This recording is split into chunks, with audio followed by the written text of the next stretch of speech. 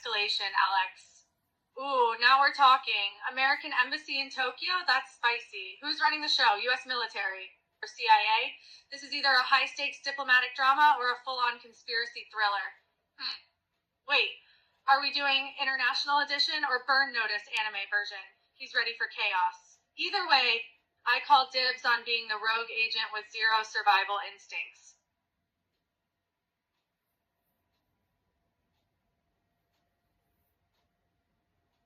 Grinning, loving the explosive start.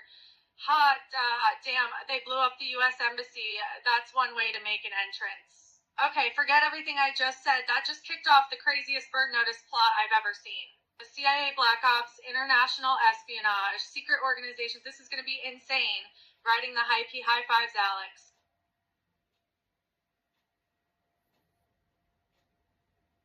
Grinning, loving the political tension. So, Red May is out here playing 4D chess with Japan's economy. That's cold. Like Siberian winter cold. Hold up, are we talking Soviet-era espionage or some next-level cyber terrorism? He's already mentally drafting a conspiracy board. Japan thrives under the shadow of its superpower ally, but Red May seeks to bleed it dry. Cue ominous piano music. Okay, yeah, this just got real dark real fast.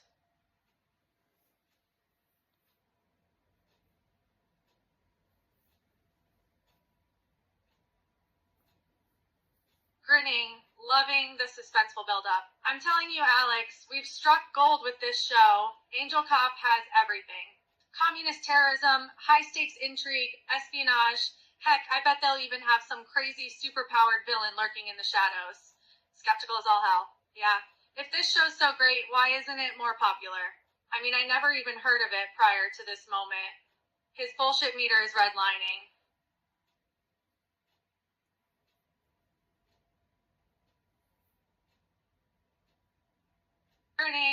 Loving the self-referential comments. Well, you've got a point there, partner. Thinking for ourselves means we don't have to stick to the mainstream stuff.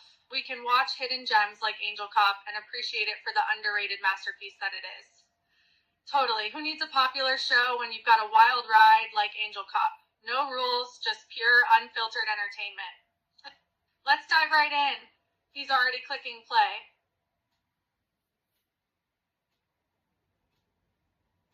Grinning, loving the action scene setup.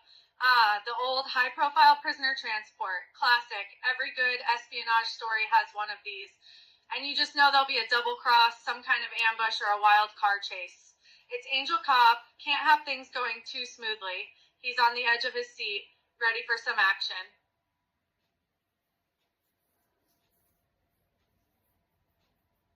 Grinning, loving the tension. Alex, talkie on a chopper? Radio chat with Raiden. That's either a cool tactical scene or the setup for something to go horribly wrong. Either way, I bet 50 yen that someone shoots this helicopter down within 5 minutes. He's already bracing for impact. Eyes sharp, Taki. We don't know who Red May has watching us. Cue ominous music. Called it. This is 100% an ambush waiting to happen. Grinning, loving the unexpected twist. Red May might be listening? Looks like Raiden's in trouble. This just got interesting. Oh, snap. Raiden's got a higher-up breathing down his neck, and Red May might be in on the conversation. The plot thickens. This is getting spicy. He's loving every second of this twist. I just know this is leading to some juicy drama.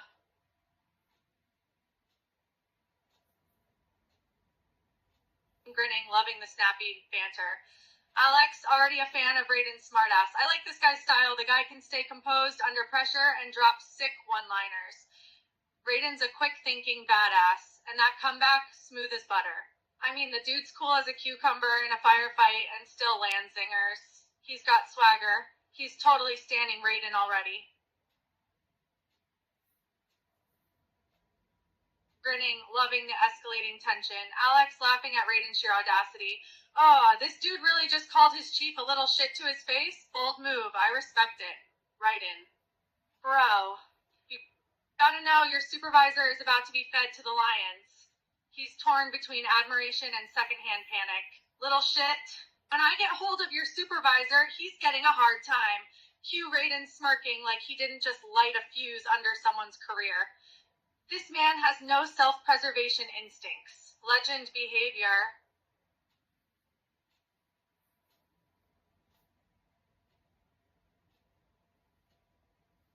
Grinning, loving the sudden role reversal.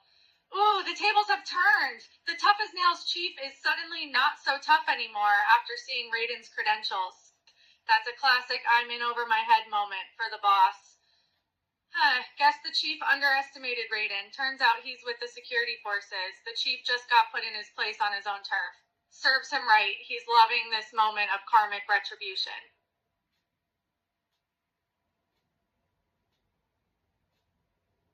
Grinning, loving the unexpected reveam. It's the little dork dig for me. And the whole license to kill line? The chief really underestimated Raiden. He thought he could push this guy around, but now he's realizing he's dealing with a badass. Haha, the chief's surprised Raiden has a badge. Probably thought he was just a regular Joe who somehow got access to restricted info or something. Turns out he's a licensed killer and a certified badass on top of that. This chief is getting more humble by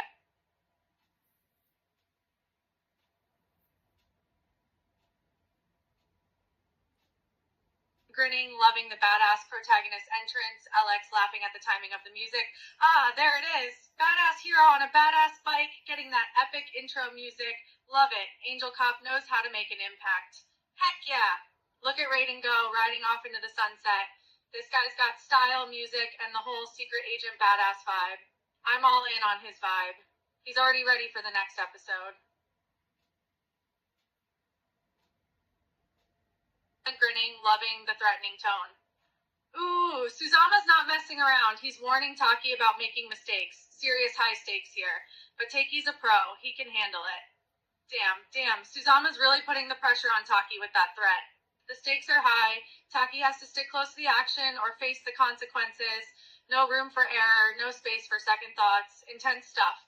We're right in the middle of the action, right from the start.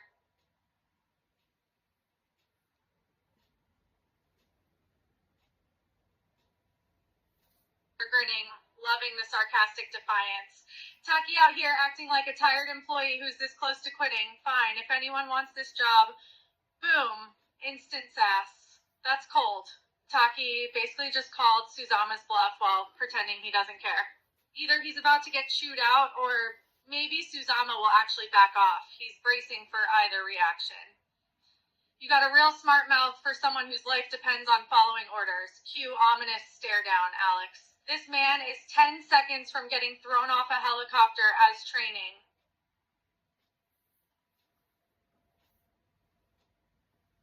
Grinning, loving the reckless hero moment. Ooh, this is good. Raiden going solo into an office. Classic lone wolf hero move. It's risky, but it might just pay off.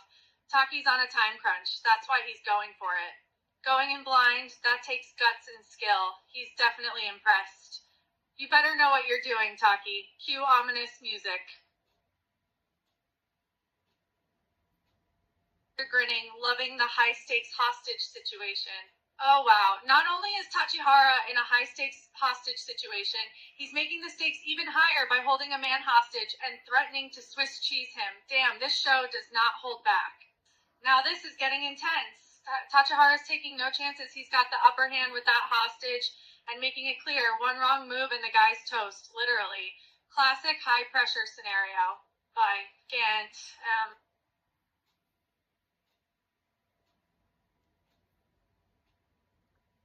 Grinning, loving the surprise twist. Oh snap, Taki didn't do much in the end? Interesting. Maybe his earlier comment about people getting what they need when they need it, but I can't quite figure out what his role is yet. I'm still invested. Yeah, Taki just stayed low this time. Not sure how I feel about that, but it's too early to judge. There's definitely more to this character. We just need to wait and see. This show's got plenty of twists. Grinning, loving the dramatic tension. Whoa, did Raiden just accidentally shove a civilian into a wall? That's some next level oops, my bad energy. Either he's about to get chewed out or this is way worse. Raiden might want to check if that girl's still breathing. If she is, cool. If not, Oh boy, he's bracing for either violence or guilt tripping. Ow. Still conscious, but looking pissed, terrified. This man walks in like, I got this, then immediately creates more problems.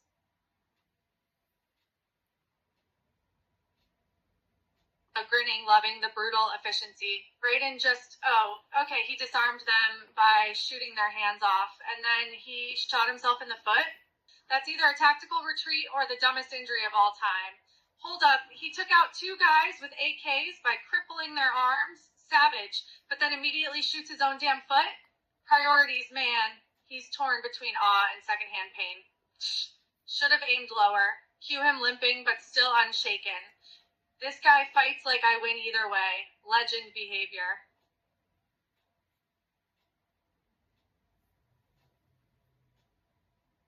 Grinning, loving the unexpected intervention. Hold up, a woman just saved him by shooting down the girl?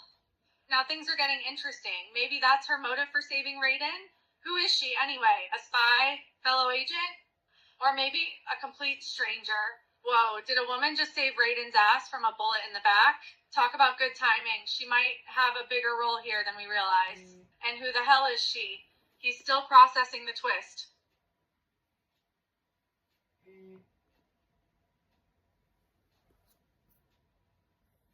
Grinning, loving the intense action. Oh wow, she straight up blew up the girl's head. Brutal. Guess she's not pulling any punches. So who is she exactly? A rival agent? Someone from the agency? We need more context. Either way, that was some top tier violence. This show just hit the top tier for me. Damn, she didn't hold back at all. Headshot then and there. And in the office, this girl means business. Grinning, loving the unexpected reveal. Is that a uniform? Is she an agency agent? Then why did she need to save Raiden?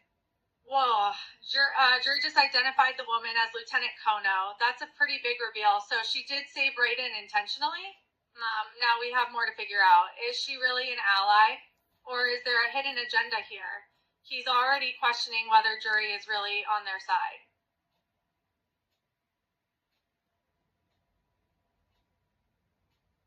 Grinning, loving the fiery introduction. Ooh, Angel. A name like that should mean sweetness and light, but no. She's out here threatening to be a bitch. I respect it. Ha! That's cold. Don't let the name fool you. Classic anti-hero vibes. Either she's got layers or she's just a straight-up menace. He's already intrigued. Call me whatever you want, as long as it isn't late for dinner. Cue ominous smirk. This woman is 10% Angel, 90% Hellraiser.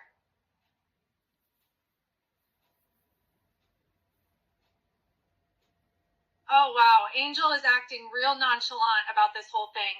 She saved his ass and then just dismissed the girl like she was nothing. Ruthless. Whoa, Angel's treating that whole situation like nothing. She wasn't important. She could have had intel or been a valuable hostage or something. Does she not care about the agency's mission? He's questioning her loyalty just as much as he's impressed by her badass skills. Grinning, loving the meta question. The irony is real here. Is the name Angel just a cruel joke? She's a badass agent, not a fluffy, wholesome angel. But it works. I'm buying what this show is selling. Angel is a name that just drips with potential. I'm invested in this woman as much as the true hero in this show. Whoa, the irony here is strong. Angel might be some kind of sarcastic name. No way a lady with a name like that.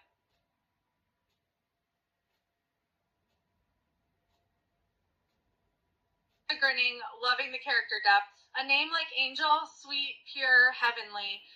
But this woman, far from it. She's a killer with a tongue sharp enough to match her bullets. Yeah, Angel is absolutely ironic. A walking contradiction. Cold as ice, but called something warm and divine. The contrast is perfect for someone who saves Raiden's life, only to call him an idiot 2 seconds later. He's 100% invested in her backstory now. Call me Angel all you want, just don't expect me to sing hymns. Cue ominous smirk. This woman could be Satan in a pretty disguise, and I'd still cheer for her.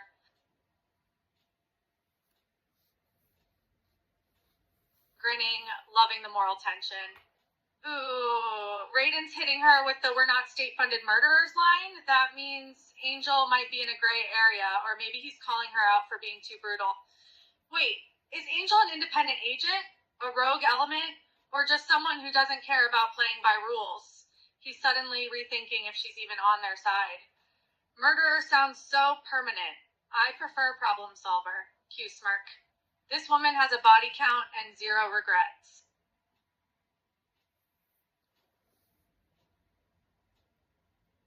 Grinning, loving the random comparison. Wait, did that terrorist just compare her to King Arthur's Round Table? That's a wild comparison, but I'm digging it. Angel's definitely got the badass warrior vibes going. Whoa, talk about a weird choice. Comparing her to one of the greatest knights of all time? Angel better live up to that. Now he's invested in her too. She has no honor. Grinning, loving the escalating tension. Angel notices this too, right? This guy's giving off major I'm get a knife in the back vibes. Angel's gotta see he's hiding something, right? Either this guy's about to do something stupid or he's just terrified of Angel. He's on edge awaiting the next move. I have a job to do.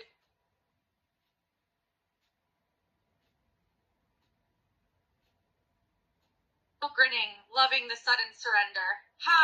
Raiden's gun to his face did the trick. Not about to get my goddamn head blown off. Classic terrorist logic. Terrorist just folded like a cheap suit. Guess he values his skull more than his mission. He's torn between relief and secondhand embarrassment. Smartest thing you've said all day. Q knife clattering to the floor. This guy switched from hardcore militant to I don't want to die real fast.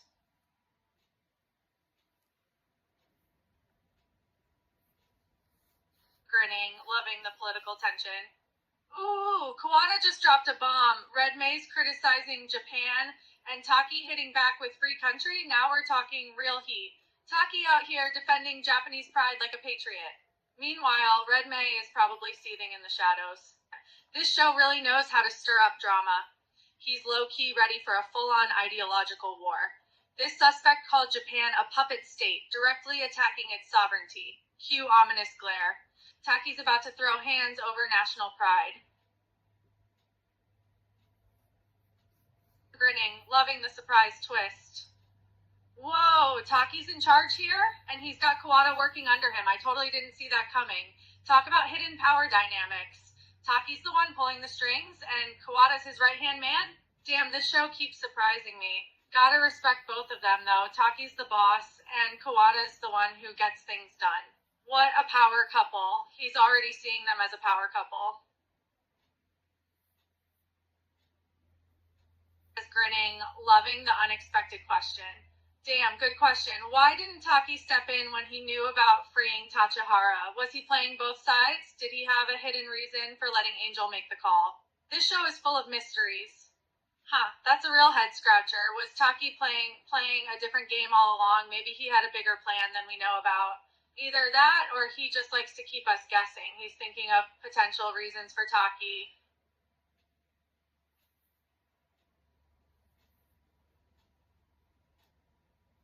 And grinning, loving the character flock. He's pulling the whole I'll explain later card. But we all know the deal. He's probably never going to say why he let that go down. I guess that's just a character flaw he's got. Doesn't like explaining himself, or maybe he just doesn't want to. Classic unpredictable move. Typical. First, he doesn't step in when he has the chance, and then he acts all mysterious about it. But hey, that's just his style.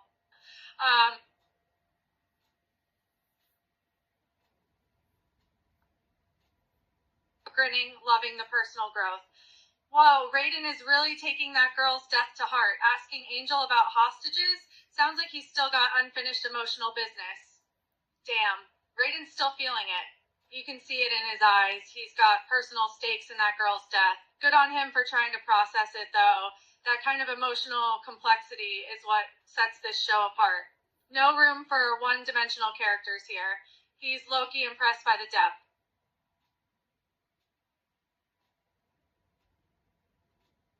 Grinning, loving the intellectual depth.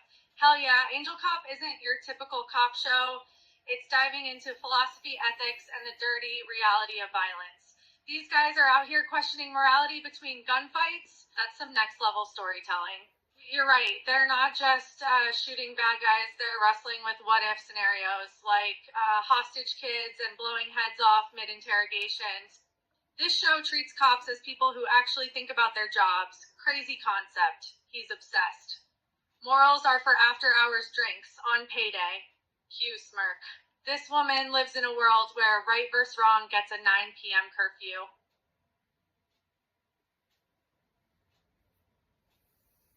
Grinning, loving the tough call. Goddamn, Angel's got a no bullshit approach to hostage situations. She's not buying into the whole, it's the terrorist's fault if the kid gets blown away. It's a tough call, but she's got a point. In the heat of the moment, it's hard to prioritize innocent lives over stopping the bigger threat. Damn. Angel's cutting through the ethical bullshit. It's a brutal call, but I get it. When you have to make a call, you gotta make it fast and live with the consequences.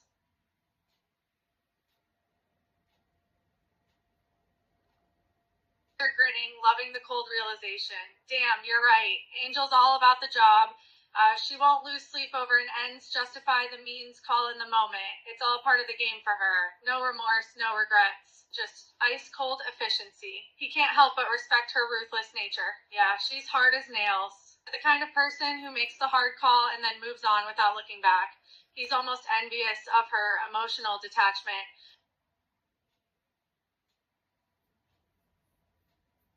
Grinning, loving the moral debate. Raiden's all about drawing a line between the good and the bad, classic hero stuff. He's not willing to put innocent blood on his hands, even if it means risking more casualties. I like the guy's backbone. He's got that old school hero vibe down. Sure, it's easier and cleaner to take out the big bad, but not if innocent people get hurt in the crossfire. Raiden takes the high road. I can respect that, and has study ever since died.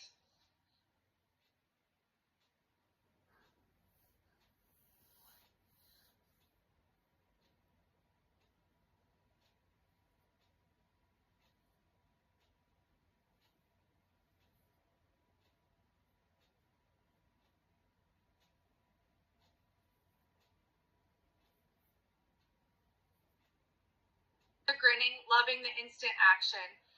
Oh, damn, the tension's exploding now. The terrorist on the roof letting off shots already? This guy means business. God damn, that roof shooter's wasting no time. He's shooting straight up on the scene. I hope Raiden's ready for this. Can't let these guys get away. Ray's starting to sweat. He's really invested in the story.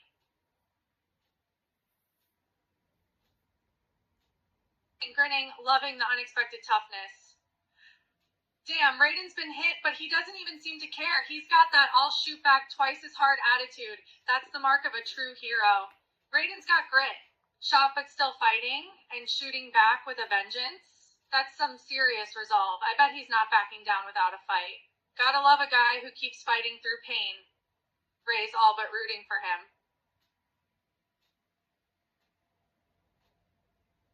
Grinning, loving the character analysis. Most people would be screaming foul language or moaning in pain if they got shot multiple times, but not Raiden. He's keeping his calm and fighting back like a damn action hero. Gotta admit, it makes him seem almost superhuman. He thinks he's got a clue here. Yeah, you're right, it's a little too brave. Normal people would be whimpering, but not this guy. He's intrigued.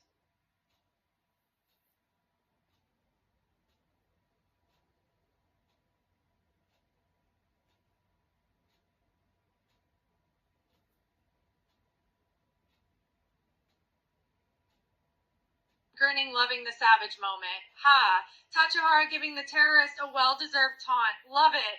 A little payback for the guy who tried to take them on without thinking.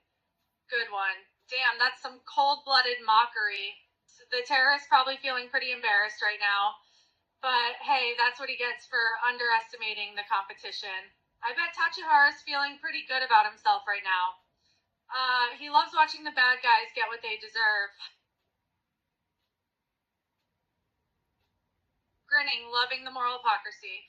Well, technically, you could say Tachihara is a terrorist, right? So he's not exactly a saint, I guess. But hey, in the bad guy hierarchy, he's still the lesser evil here. He's at least willing to show some humanity, unlike that terrorist on the roof. Yeah, it's a messy situation for sure. Tachihara might be a criminal himself, but he's not a cold-blooded killer. Compared to some of the other lunatics in this story, he's almost grinning, loving the brutal violence. Damn, Angel's got zero chill, flanking them from the right and dropping the guy without hesitation. She doesn't mess around. She's got no sympathy for these bastards. Angel's like a damn machine. She sees a target, she takes it out. End of story. He's both repulsed and a little impressed.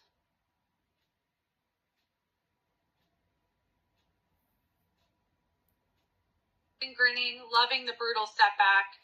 Oh, damn. The van slamming the brakes and sending Raiden flying. Ouch, that had to hurt. He was not expecting that, for sure. But he's a hero, right? He'll get up again. He has to. Oh, that's gonna leave a mark. That van came out of nowhere and Raiden got slammed onto the ground. Ouch. He's gotta be in pain, but knowing him, he'll push through. He's worried. Grinning, loving the intense action. Damn, bazooka rocket fired at Angel? That's some serious firepower. But wait, she's still standing? She's built like a goddamn tank. Jesus, that's intense. Angel just took the blast and kept going. But how the hell is she still alive? She's taking this fight like a champ. He's in disbelief.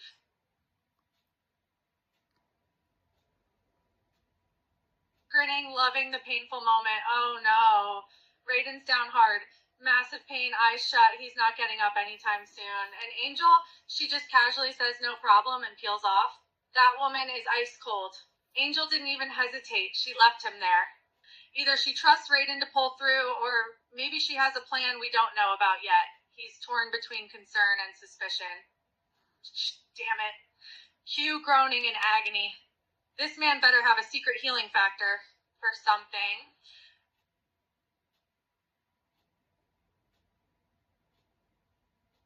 Grinning, loving the subversion of expectations. Hell yeah. Raiden not trying to stop her? That's a twist. Usually the hero would be all, I'll hold them off, or some self-sacrificing nonsense. But Angel, she already decided for him. No dramatics. No begging, no heroic last stand, just Raiden lying there and Angel making the call. Refreshingly uncliche. Either she trusts he won't die, or she genuinely doesn't care either way. He's weirdly into it. Don't flatter yourself. I'm not leaving you behind on purpose. Hugh smirk as tires screech away. This woman operates on pure vibes and zero sentimentality.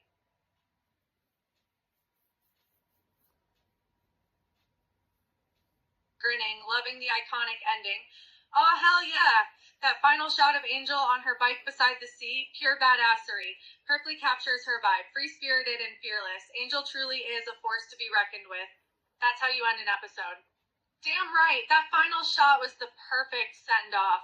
Angel with her bike, the wind in her hair, and the sea right there. She looks like a badass. It's like she's in her element.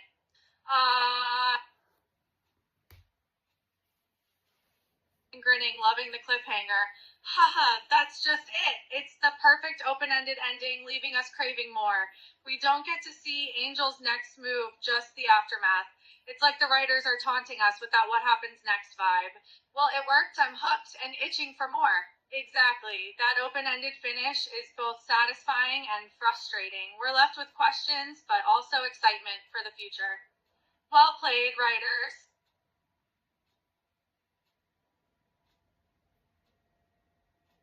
Grinning, loving the gritty realism. Oh man, so we're diving into episode 2, huh? And it's one of the most brutal ones. Count me in for some graphic action. Can't wait to witness the carnage.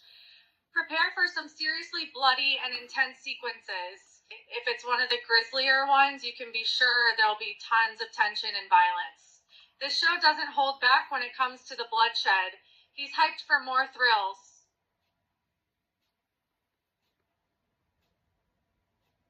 Grinning, loving the grim tension. Gone, Raiden's gone, and Angel, cold as ever, just inspecting the ground like it's a crime scene. Then she calls Taki and Kawada. This is about to get messy. Wait, Raiden's dead. Or missing. Either way, that changes everything. Angel touching the dirt like some kind of detective isn't subtle at all. She knows something we don't. He's bracing for a conspiracy. Cleanup crew needed at Sector 9. Cue ominous radio static. This woman treats human life like a puzzle piece.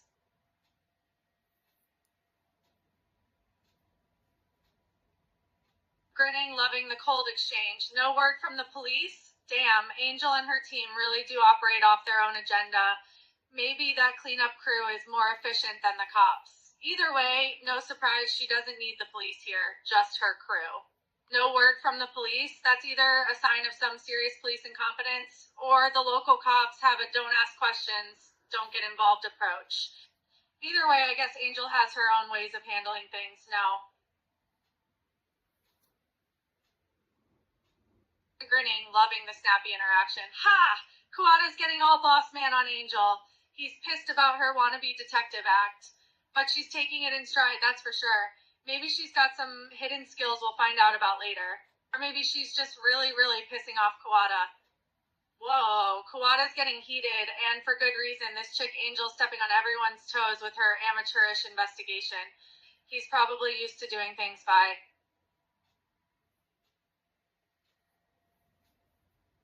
Grinning, loving the building tension. Kawada's pissed. Man, you can feel the frustration building. This guy's not used to being defied, and I doubt he's a big fan of amateur hour investigations, especially when it's this girl poking around. Things are heating up, and I'm here for the drama. Oh yeah, that pissed comment is real. He's not hiding his reaction at all. This Angel chick is really testing his patience, or maybe just his ego. Either way,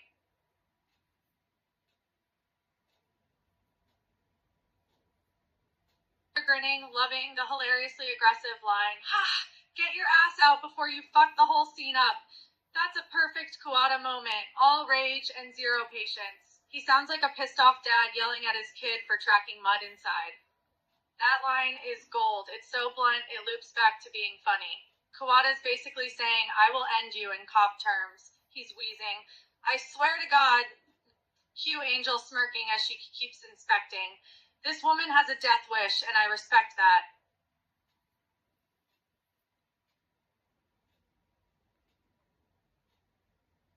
Grinning, loving the character depth. Overreacting? Oh, 100%.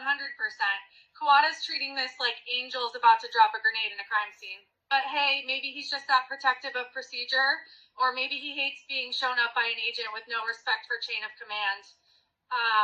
Dude lost it over fingerprints. That's next level paranoia. Either Kawada thinks she'll ruin the evidence, or he's just salty she won't follow orders. He's torn between amusement and concern. I will have your badge for the Q radio static, cutting him off. This man needs therapy or a raise. Just grinning, loving the ironic observation. The raise thing is just a joke. He's so stressed and worked up, he needs something to lighten up, you know? Maybe a pay raise in therapy. Though, for what it's worth, he is busting his ass doing all the dirty work. But you got the right spirit with your question. Good catch. I feel bad for this guy. He's so intense about his job. Either Angel's about to get chewed out, or she's got some serious dirt.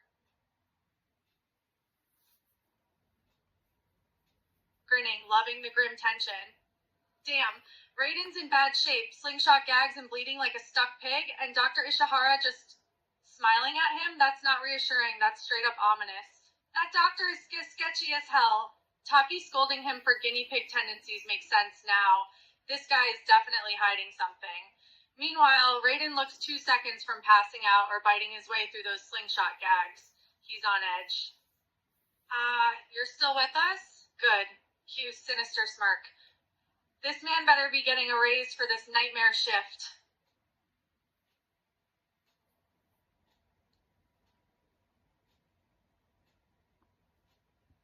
Grinning, loving the brutal resistance. Oh, Tachihara's a hard case. Truth serum ain't working. That guy's got nerves of steel. They might as well be trying to crack a safe with a spoon. Toughest terrorist ever? Hell yeah. This guy isn't spilling anything. I bet he's laughing on the inside while they sweat bullets over there. He respects the stubbornness. This serum works on 98% of subjects. Cue Tachihara smirking through bloody teeth. This man is either an alien or just really committed to his villain arc.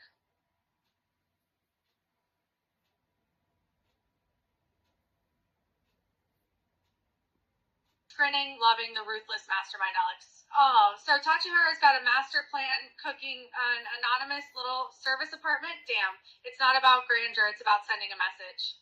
And it's working. His own terrorist pals don't even get the punchline. Tachihara has it all planned out, and his own associates are just like, what now?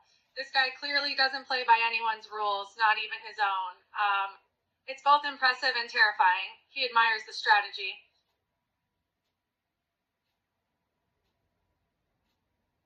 Grinning, loving the tense score. Ah, the music. It's like a damn horror movie in here. That hacker better be real careful with their sneaky skills. This place is booby trap city. Oh man, this is getting intense. That creepy music is perfect for the moment. I'm on the edge of my seat here. Let's hope the hacker can make it in and out in one piece. He's invested now. Grinning, loving the dark humor. Ha ha, Tachihara's reaction, classic. Cop showing up and he's like, oh, hell no, it's gotta be those meddling lawmen. I'm dying over here. I need more of this guy and his dark one-liners. This is just too perfect. Tachihara is like the ultimate anti-hero with a witty one-liner for any situation. I love how he's reacting to the cops. It's like he's in a low-stakes comedy show.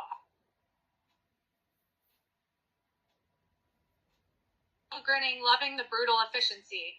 Damn, hacker's not playing. Lower stomach shot? That's a lifetime of pain. And kicking Tachihara down like a sack of bricks? Brutal. I respect the no-nonsense approach. That hacker is ruthless. Wounding one guy and taking out Tachihara in seconds? No hesitation, no mercy. This show really knows how to make an entrance dramatic. He's both impressed and slightly terrified. Elevator's busted, but you guys are too. Cue smirk as smoke clears. This woman operates on pure violence. Oh.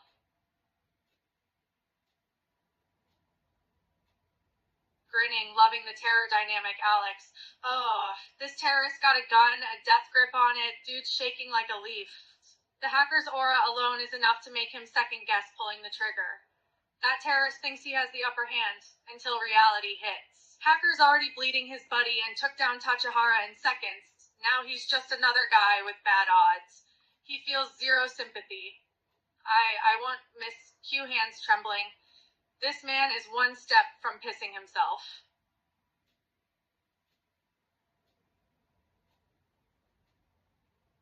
Grinning, loving the witty banter. That exchange is golden. Tachihara's all read me my rights like he's expecting a fair chance. Meanwhile, hacker's like, yeah, no. The contrast is killer. I'm loving the banter here. I can hear the sass in the hacker's voice. She's got a quick wit and a no bullshit attitude. Tachihara's trying to play by the rules, but that's not going to cut it here. Grinning, loving the brutal justice. Oh, that's so damn satisfying. The terrorist thinks throwing a smoke grenade is going to turn the tables, only to find out it just buys the hacker some more time to fill his gut with bullets. Justice. I love it. Damn, the hacker is not playing around. That guy got what he deserved. I gotta give it to him. He's merciless when it comes to protecting themselves. Grinning, loving the unexpected move. Oh, ouch, that bottle to the face? That's some serious glass damage. And the lights? Like adding insult to injury. I can feel the pain and I love it. This hacker knows exactly what they're doing. That was cold. No warning, just a full-on glass to the face attack. Tachi's tough, but even he's got to feel that one. And the lights, that's adding to... Grinning, loving the plot twist. Hold up, Tachihara was what? Assassination attempt on a U.S. president and tied to international jihad? That escalates from terrorist to global threat. Kuwata better have his badge ready for this one. Oh.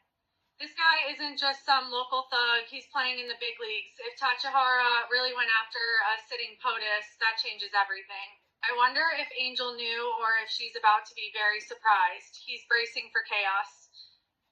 We're not just dealing with a bomb anymore, we're dealing with an international incident.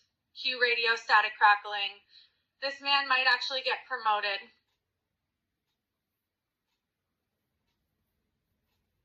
Grinning, loving the twist. Wait, hold up. Tachihara's Japanese, not Muslim, and definitely not the praying type? That changes everything. So he's just a lone wolf with zero ideology playing global terrorist for funsies. That makes this even weirder. No religion, no cause, just pure chaos. This guy's like a hired gun who got bored and decided to go nuclear. He's equal parts fascinated and disturbed. Religion's for people who need excuses. Q smirk as glass shards drip down his face. This man is either a genius or an idiot.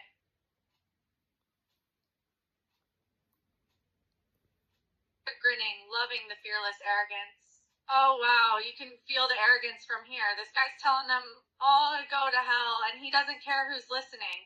Even with like someone like Taki in the room, he's still spitting venom. I gotta respect that sheer nerve.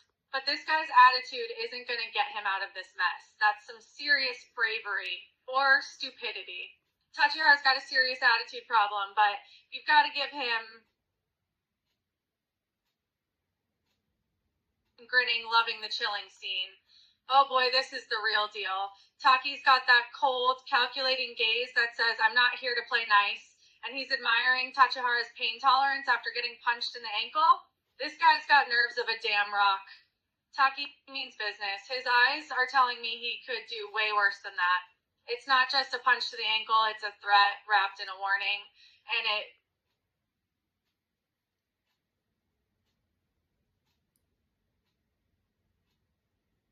grinning, loving the ruthless technique. Damn, they're really getting hardcore. A screwdriver in the mouth? This isn't just a game. This isn't just a game. They're trying to break him. That's rough. Putting a screwdriver in someone's mouth to force it open, that's a whole different level of interrogation. These guys are playing dirty, and Tachihara's in for a rough ride. He winces at the visual. Grinning, loving the suspense building. Oh, the tension is unreal right now. Taki's holding up the tool, and Tachihara's face is telling a story. This is where the gloves come off. Oh, crap. The look on Tachihara's face, he's scared, and for good reason. Taki's holding that tool like he's ready to get down to business, and there's nothing standing in his way. This is gonna get ugly. He can't take his eyes off the screen.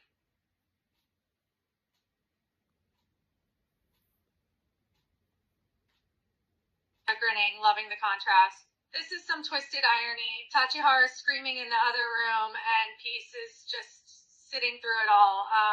Meanwhile, Angel's cleaning her gun like it's a routine day at the office. This is some seriously cold-blooded stuff. Damn. Peace is sickened by what's happening next door, while Angel's just going about her business. I'm starting to think these folks have the emotional range of a toaster. He's torn between disgust and fascination.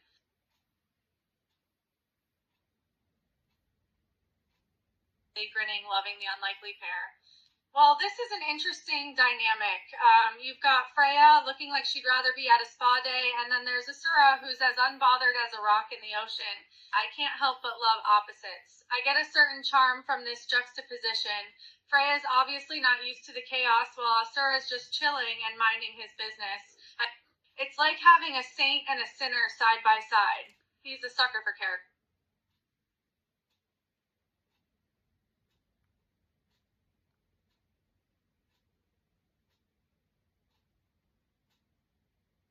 Grinning, loving the mysterious choice. Well, that's something you don't see every day. Lucifer, queen of the underworld, choosing to meet in some dirty room next to a rock concert. That's some serious flair for the dramatic. That choice of location is interesting, to say the least. Lucifer could have chosen anywhere, but she goes for the gritty, dirty vibes next to a loud-as-hell rock concert. She's either trying to make a statement or has a very specific taste in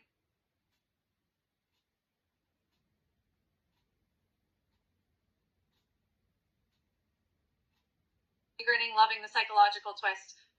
That's the perfect question. Why a dirty underground rock concert? A, it's loud, no eavesdropping. B, everyone's too wasted to notice royalty walking in. C, Lucifer probably thinks chaos is funny. Either way, she's got style. This place is all grime and noise, ideal for hiding something or someone. Maybe it's symbolic. Kings of Hell don't do tea parties. They meet where reality gets blurred by smoke and sweat. He nods at her flair for drama. I like watching mortals lose their minds, makes my own seem tame. Cue bassist smashing his amp next door. This woman lives for theatrics. Grinning at the chilling sight. Damn, this is some intense imagery. Lucifer with a screen saying kill over and over, wires attached to her throat. This is more intense than most horror movies. Whoa, that's a whole new level of unpleasant. Why the wires in her throat, and why does the screen keep chanting kill? It's like a visual and auditory assault. He's horrified and morbidly fascinated, trying to make sense of it all.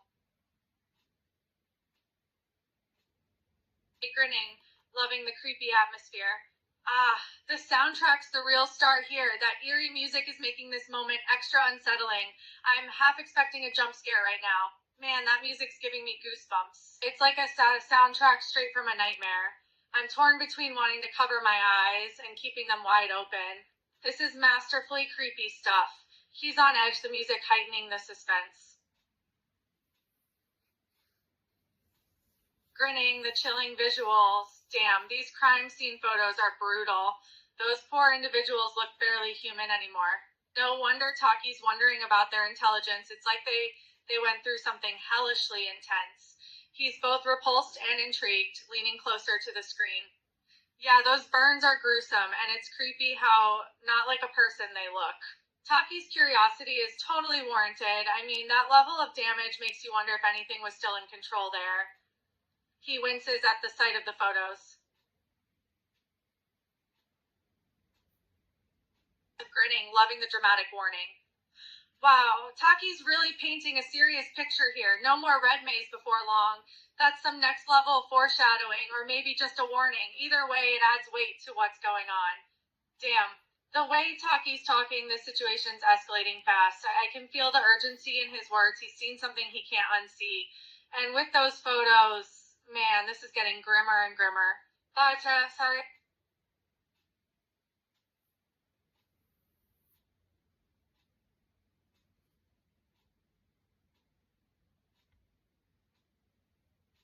Grinning, loving the moral dilemma. Oh, that's the $1,000,000 question, isn't it? Is getting rid of the red maze a good thing? It's a perfect moral dilemma. On the surface, yes, but deep down, you gotta wonder. There's a cost, and that's why Taki's warning has that gut punch impact. No easy answers here, just a series of difficult choices. That's the dilemma right there. The red maze gone. Sounds good on paper, but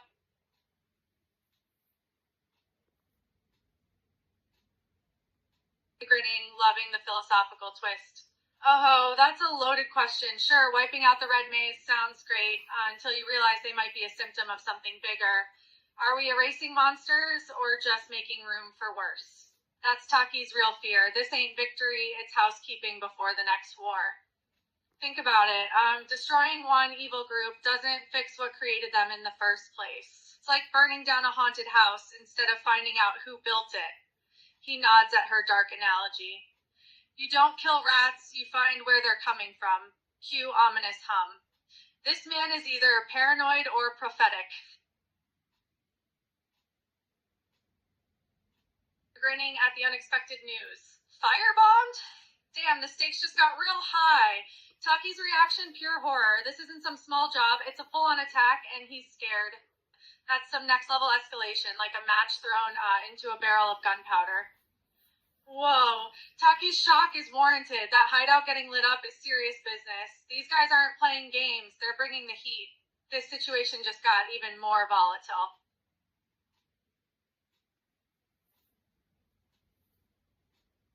Grinning, loving the layers of tension. Taki's reacting like that because firebombing isn't just destruction, it's a message. Someone went from silent war to scorched earth in seconds.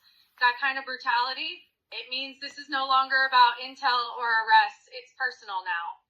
That reaction says everything. Taki knows this isn't just some random attack, it's a declaration, and he realizes they're not dealing with amateurs anymore. The red maze might be gone, but whoever did this, they left their calling card in ashes. He shudders at the thought. You don't bomb a hideout unless you want to start something worse. Cue distant explosion. This man is either terrified or impressed.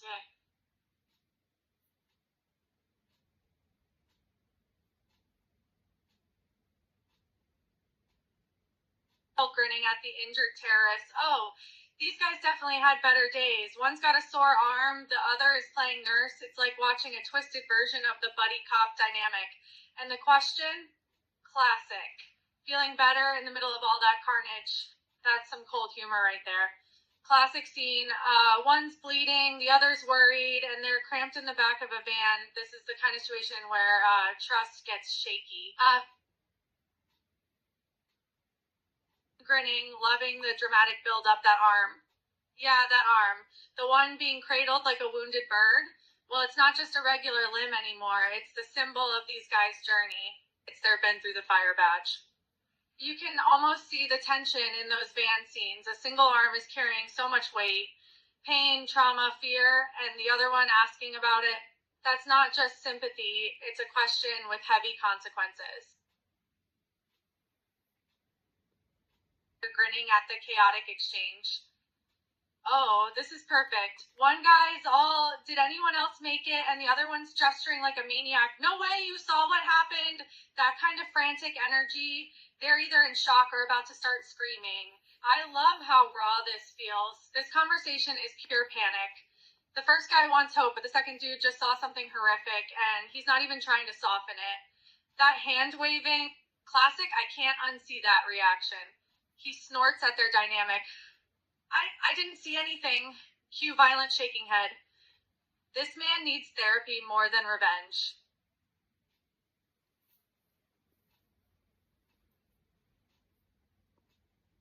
Grinning at the dramatic question. Oh, that Red May comment is heavy. This guy's talking about the group getting wiped out and asking the driver for what? A plan, a lifeline, or a miracle. The tension is off the charts. What's the driver going to do here? That's the real question. What's your move, buddy? Damn, this question is loaded. The terrorist admitting defeat and looking to the driver like he's got all the answers. But does he?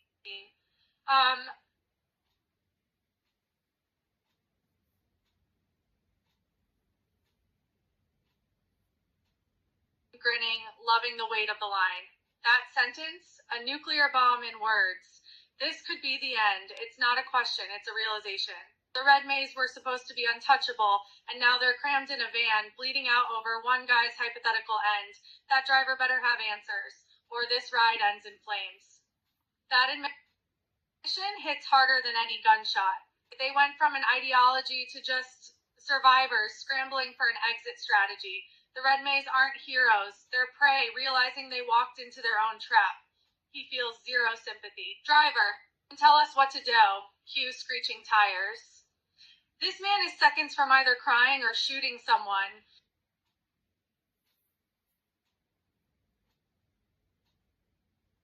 Grinning, loving the moral dilemma. Wow, those options suck. Hiding and booby trapping, or surrender and pray for mercy. That's a grim-ass choice. And seeing the terrorists having to make it, priceless. This driver better decide fast, or they're going to be the first to get their wish of things ending. Damn, the Red Mays really hit rock bottom. From revolutionaries to trapped animals. But what do they do now? Hide, fight back, or beg? That driver is making a life or death call. Grinning, loving the unexpected label. Haha, that's a hell of an insult, calling the attackers weird monsters. It's like they can't accept they got outdone by some bizarre force. Maybe this is a coping mechanism. Or maybe these weird monsters are scarier than they thought. Damn, that's a new one. Weird monsters is a pretty interesting way to describe their attackers. Sounds like the Red Mays don't know how to handle something that's not playing by their rules. He's intrigued.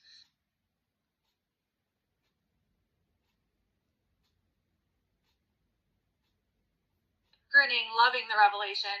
Oh, now it makes sense. Asura and Freya, two of the weirdest monsters out there. One's chaos incarnate, the other looks like she'd rather be sipping tea in a garden than burning down hideouts. But hey, they clearly know how to make an entrance. That tracks. The Red Mays didn't just get attacked, they got outclassed.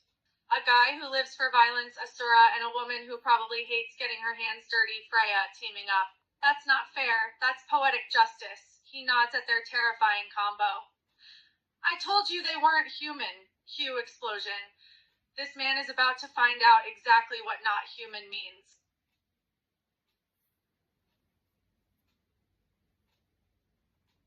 Grinning, loving the eerie tension. Oh, Angel's stuck in a warehouse of mystery corpses. No IDs, no faces. That's not just suspicious, that's personal. Either these guys got erased on purpose or they weren't even human to begin with. Angel better check her 6. That is straight up creepy. A whole warehouse of unidentifiable bodies. No names, no clues, just piles of who knows who. Either this was a clean sweep or something messed up happened here. He shudders at the thought. No fingerprints, no dental records, nothing. Cue ominous hum. This woman might be standing in hell and not know it.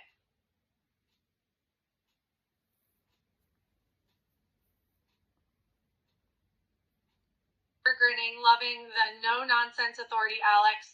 Taki doesn't waste a second, straight to business. Kawada's on site.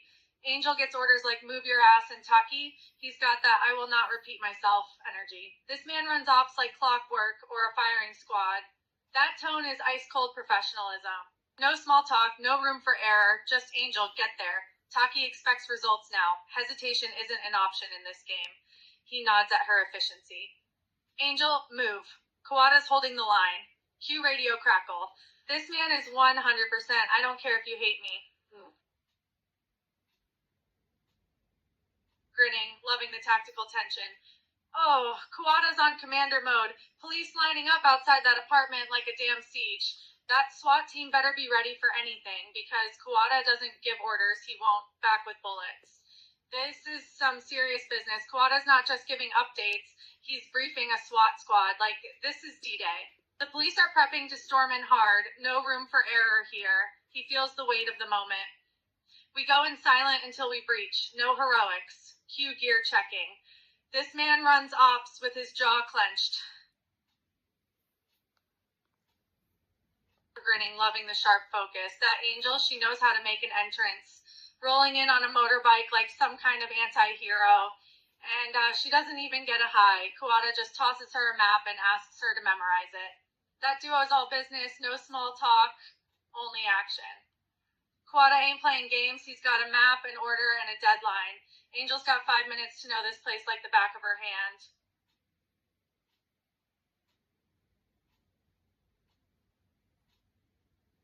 Grinning, loving the strict boss. That's Kawada for you, all business. He's got none for jokes, no sympathy, and definitely no patience. First, he snaps about memorizing the map, and now it's like, Angel, wear civilian clothes and get into uniform. This guy isn't the type to repeat himself. This guy's got a strict boss voice, for sure. He's snapping for Angel to get into uniform like he's ordering a soldier.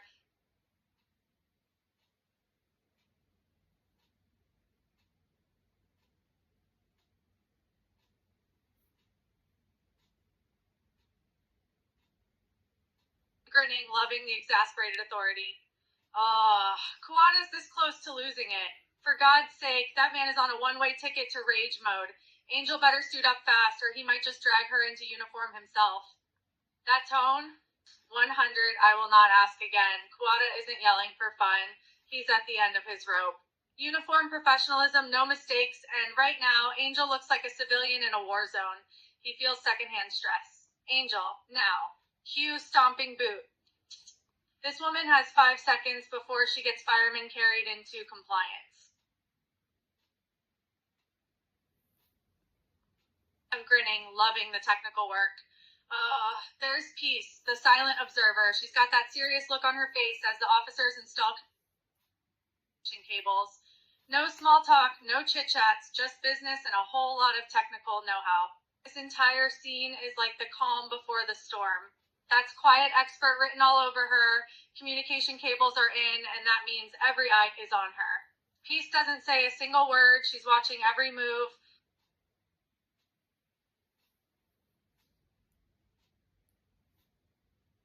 Grinning, loving the no-nonsense command. Kawada's briefing is pure steel. Sweep the area, don't shoot unless you have to. That man doesn't want bloodshed, he wants control. Angel better follow orders or risk getting chewed out later. That's a tactical approach, minimal force unless absolutely necessary. Kawada isn't trying to start a war, he's trying to end one quietly.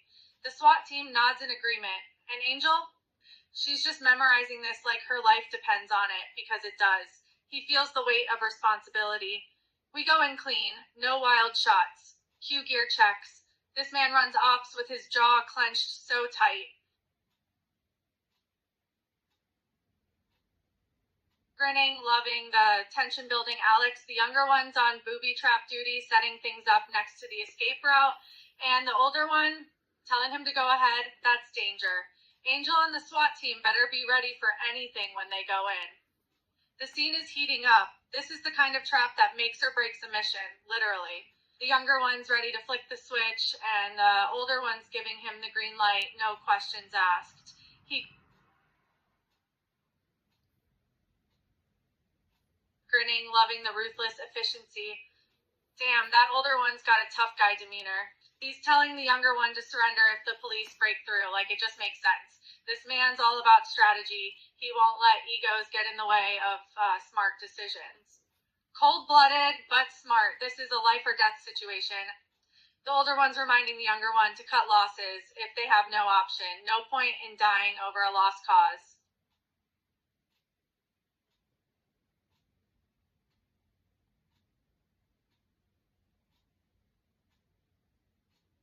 Grinning, loving the brutal pragmatism. Haha, common sense?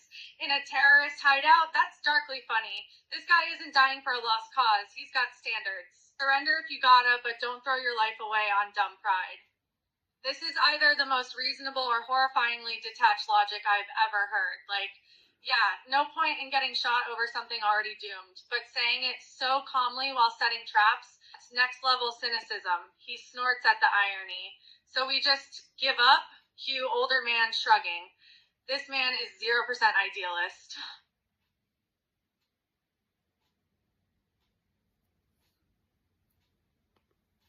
Grinning, loving the sudden presence.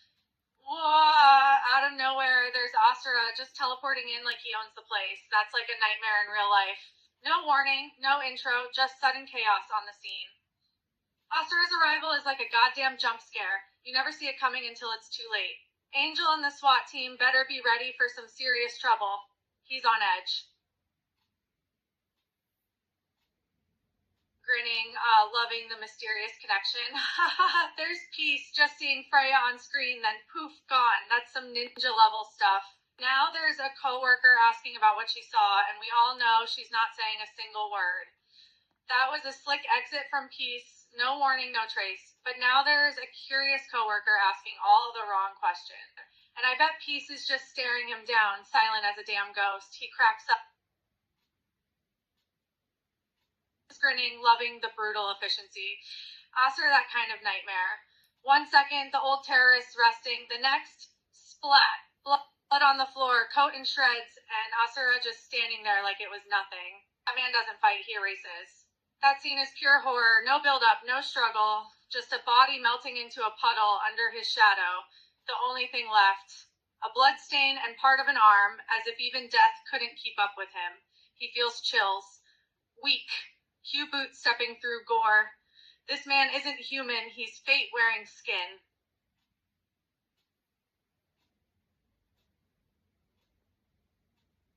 Grinning, loving the tactical tension. Oh, this is perfect. Nature and woods right next to the apartment. That's a great cover.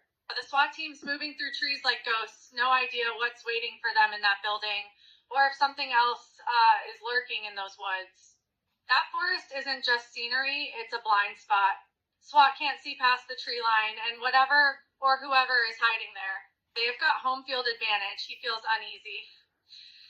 Stay sharp, we don't know who else is out here. Hugh crunching leaves. This man should be looking up. He's grinning, the brutal honesty. Angel sensitive about it? Nah, she's just stating facts. Lost a man, he's toast. That cold delivery, it's not heartless, it's survival mode. In this line of work, you mourn after. That kind of bluntness is brutal, but necessary. The team can't afford to freeze up over one casualty, not when more are waiting in the dark. He feels secondhand rage at the booby trap. Mine was rigged for close quarters. Lucky him. Cue ominous hum. This woman doesn't do eulogies. She does revenge. Oh. Grinning, the ruthless logic, family, friends, doesn't matter. When there's a mission at stake in this kind of world, you've got to be ruthless. That family and friends stuff is nice to think about later. Right now, Angel's playing for keeps. That question is naive. In the heat of battle, you don't have room to care about families. Toughen up or get gone. He's harsh, but he understands her point. Grinning, loving the brutal honesty. Did they owe him money? That's Angel for you. Zero sentiment, all business. If the guy had debts, then yeah, maybe he got a hero's welcome in hell. But if not, tough luck. That's a morbidly practical question. In this line of work, loyalty isn't free, and neither is burial insurance. He snorts at her cold logic. Either way, he's gone. Now move. Cue gun cocking. This woman doesn't do tears, she does tallies.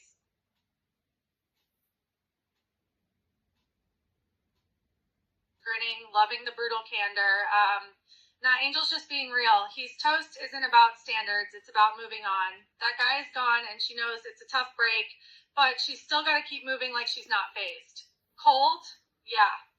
But that's cold-blooded survival out there. In this job, you can't afford to care too much. That is cold, but it's also real talk. She's not a monster. She's just a cop who's seen enough to know when to detach. He sighs, understanding her coldness.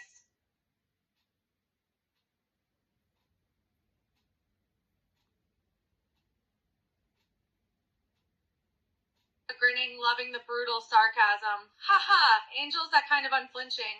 The cop's losing it over a bisected body? Please, she's seen worse. Probably at breakfast. That question is pure venomous sarcasm. Never seen an anti-personnel mine? Like this rookie should be studying for a test, not pissing himself in the field. He side-eyes her. I just... Cue retching sounds. Get it together. Or get out. She steps over the blood like sidewalk gum. This woman doesn't do comfort, she does comebacks. Oh.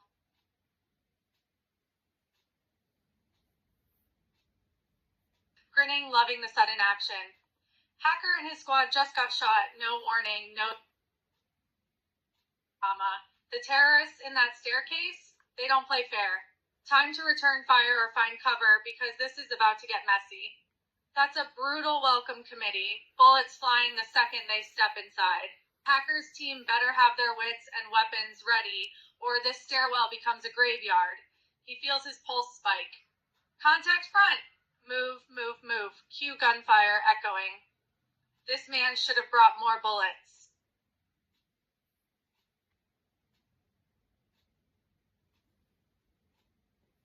Grinning, loving the chaotic split. The green jacket guy is having a moment.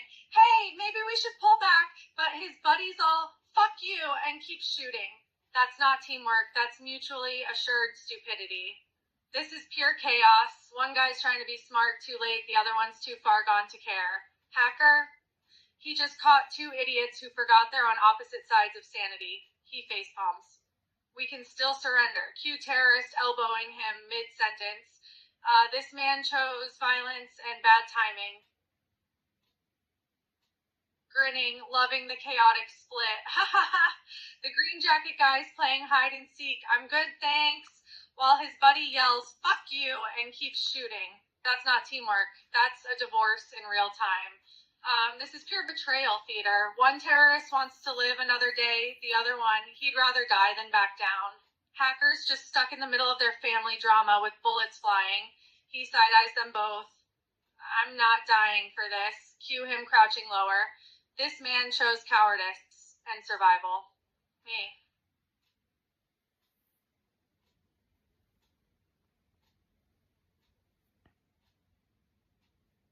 Grinning, loving the dark humor.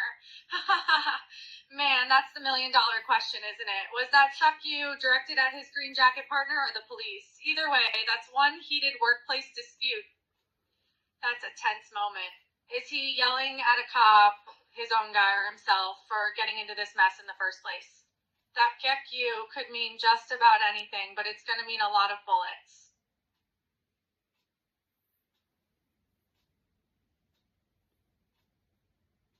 Grinning, loving the sudden efficiency. Haha, Packard didn't even hesitate. Headshot, boom. That terrorist yelling, "Fuck you," got a one-way ticket to oblivion, blood splatter included for free. That was cold-blooded professionalism at its finest. No drama, no second chances, just problem solved. Packard's not here for debates, he's here to end them. He nods in approval. Next one talks, I shoot twice. Cue Gunsmoke. This man doesn't warn, he demonstrates.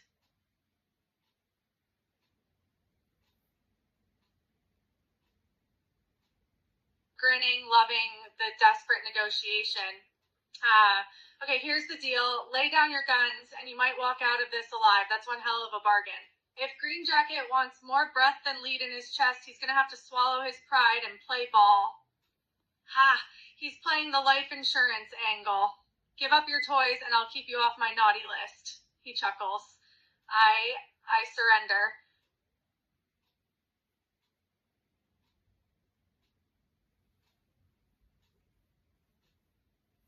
Grinning, loving the sudden surrender. Ha ha ha! From fuck you to I'm unarmed in 2 seconds flat, that's a record. Green Jacket just went from trigger happy to white flag faster than anyone. Smart move unless Hacker changes his mind. That's not bravery, that's survival instinct kicking in hard. 1 second he was ready to die for nothing, the next. He values breathing too much. He smirks at his cowardice. I'm on your side now. Just don't shoot me. Cue gun clattering. This man chose life. Oh.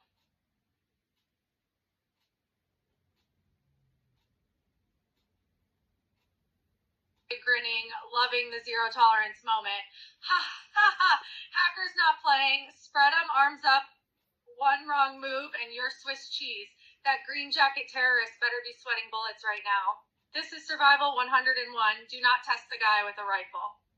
That command is pure intimidation wrapped in authority. No room for error, no second chances. Green Jacket? He's one shaky breath from becoming a cautionary tale. He feels secondhand tension. I said I surrender. Don't shoot, don't shoot. Cue SWAT pushing him against wall. This man learned too late. Arms up means no arms left.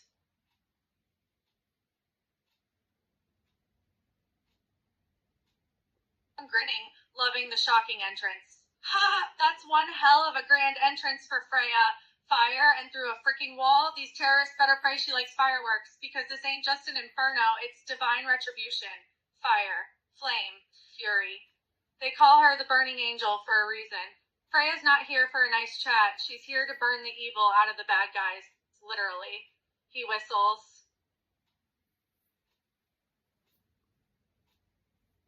The other terrorists watch in fright, a mix of shock and uncertainty. The Green Jacket guy is clearly losing his cool. Oh, he's begging for it now. Green Jacket's desperate, yelling, shoot! Like that's gonna solve anything. He's lost it. Yelling won't fix anything. He's just making it worse.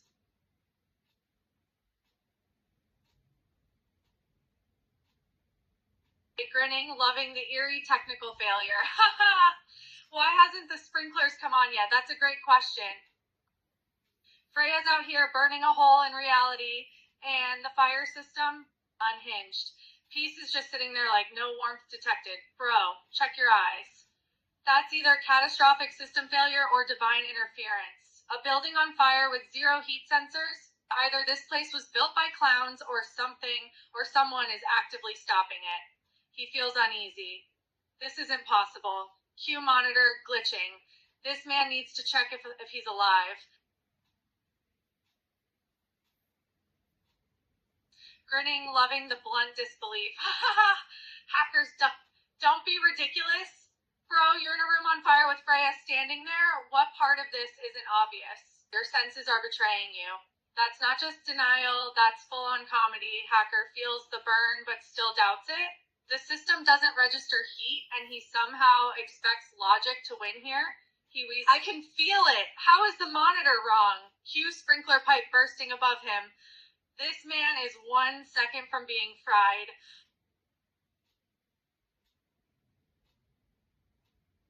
Grinning, loving the escalating panic. Ha ha ha! Green Jacket screaming, shoot her, like his life depends on it. And honestly, it does. Freya doesn't just kill, she erases. If those terrorists don't pull the trigger fast, they're just kindling. That man's fear is contagious. He knows what Freya is, something beyond fire, beyond bullets. And if his buddies don't act, they're going to find out firsthand. He feels the impending doom. She's not human.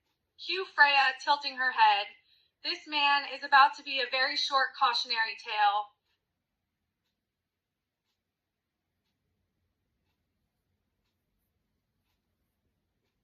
Grinning, loving the cautious hesitation. Ha!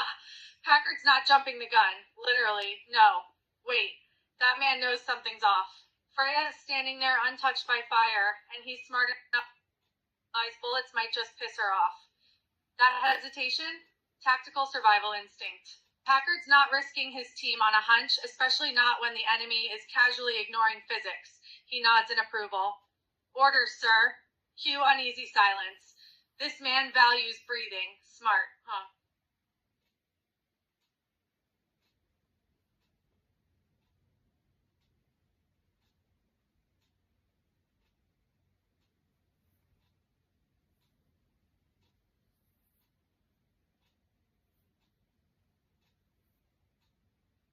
Grinning, loving the desperate outburst. Ha ha! That terrorist is losing it. God damn it. What did he expect? A peaceful conversation with a literal flame angel in front of him? Man's panicking, yelling at God like it's going to bring back the sprinklers. But all he's getting is Freya's chilling gaze and no more heat detection from the system. This guy needs a vacation after this. And maybe therapy, he snored. Grinning, loving the sheer desperation. Oh, that makes it even funnier. Green Jacket's losing his mind because the cops won't shoot Freya. Like, hello? She's on fire. Why aren't you people panicking? His frustration is palpable. Man's out here trying to logic with the illogical. Guys, shoot the flaming supernatural entity. Meanwhile, Packard's like, nah, we good. The disconnect is art. He wheezes at the absurdity. She's right there! Just fire! Cue Freya calmly stepping forward. This man is about to learn a hard lesson about unfireable enemies. Oh.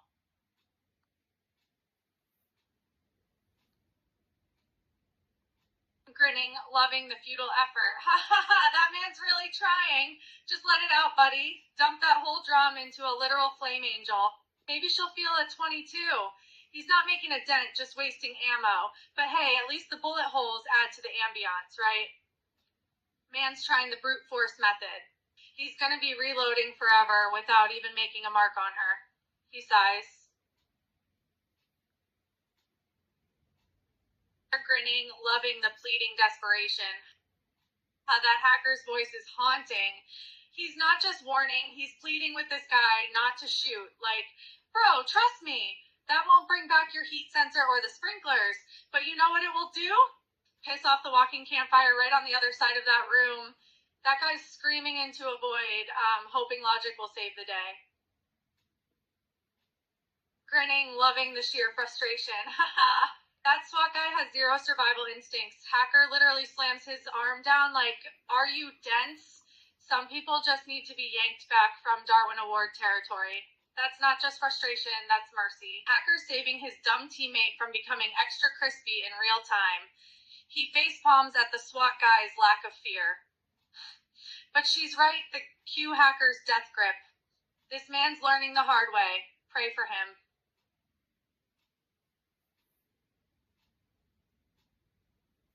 Grinning, loving the unexpected civility.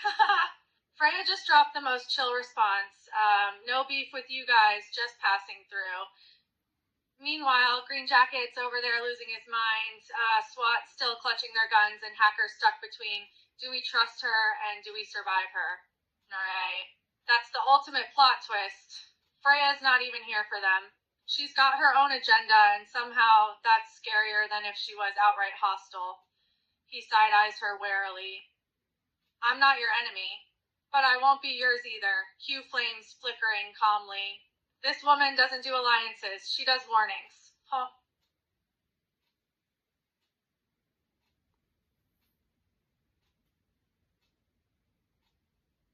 Grinning, loving the sudden shift to horror. Oh, now the real show starts. Freya's all calm until she locks on a Green Jacket, then her face twists into, you're guilty. That's not anger, that's judgment. And buddy, you just got sentenced.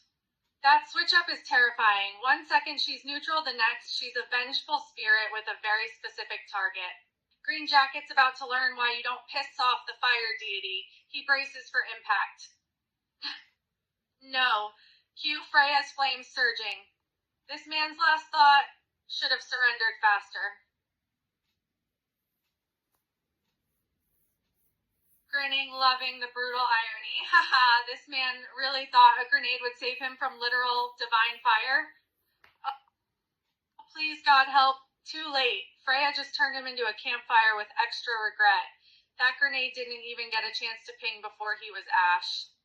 Lesson learned. When the flaming deity says you're guilty, you don't negotiate. He whistles at the speed of karma. Cue him crumbling to embers. This man chose the fastest possible way to die.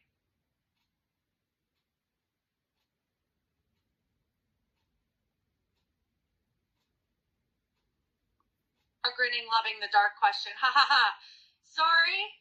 For the terrorist who tried a hand grenade on a fire goddess, sorry isn't the vibe here, my guy. He played a dangerous game and he got burned, literally, for it. So sorry is the last thing on our minds. This is a brutal lesson in play stupid games, win stupid prizes.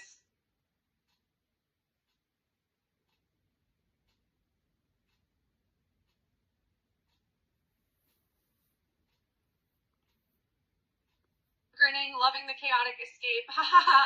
Hacker and the cops booking it like, nope, not today, as the flaming terrorist detonates behind them. Priceless. And now he's on comms like, guys, we've got competition, and it's not human.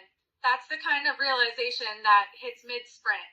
Oh, cool, we're not just fighting terrorists, we're fighting for scraps with something way worse. Priorities shifted. He wheezes at the absurdity. Fall back! Fall back!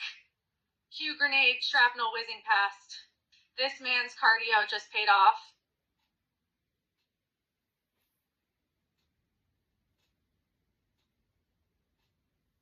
Grinning, loving the plot twist. Ha ha ha! Yep, turns out there's another player in the mix, someone who's been picking off these terrorists. And who's our unlikely source for this intel? Our boy Hacker. He's on comms, sounding like the newsbreaker of the century, like, hey guys, guess what? We're not alone in this game. Cue the collective shock.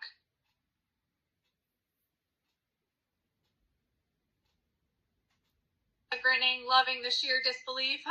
Kuwata's losing it on comms. This is fucking crazy. Meanwhile, Hacker's just casually dropping, oh yeah, the burning lady.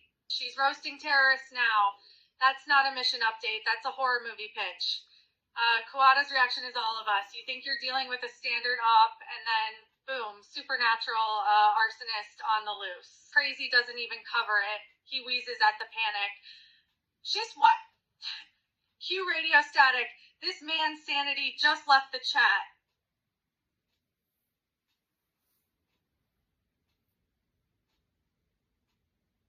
Grinning, loving the brutal dark humor. Angel sprinting over like, hey, what's the matter? While a guy's puking his guts out next to a charred corpse. Classic. It's not concern. That's sarcasm so sharp it could cut steel. That's the kind of question you ask when you already know the answer. What's the matter? Really? The flaming execution might be a clue. He snorts at her audacity. I can't. Cue retching. First time seeing a human barbecue? Deadpan. This woman doesn't do comfort. She does commentary. Angel's seen enough carnage to find this mildly amusing at best.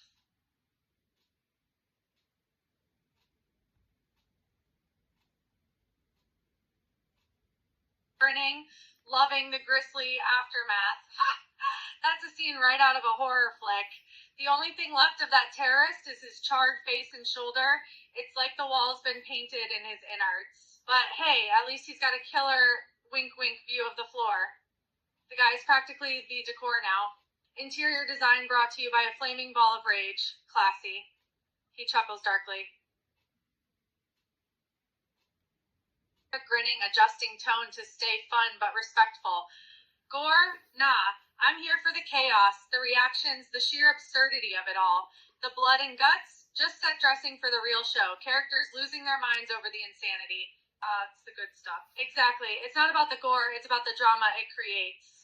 One guy puking, another screaming, Angel cracking jokes. That's the gold. He smirks. This isn't horror, it's comedy with extra steps. Note, keeping it playful without glorifying violence. Always here for the laughs, not the splatter.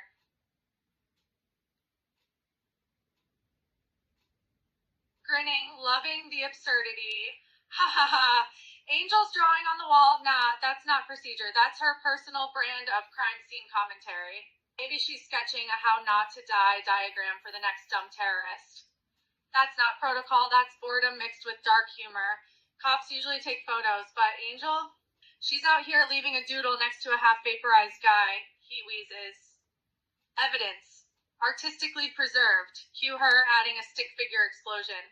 This woman doesn't do paperwork, she does graffiti.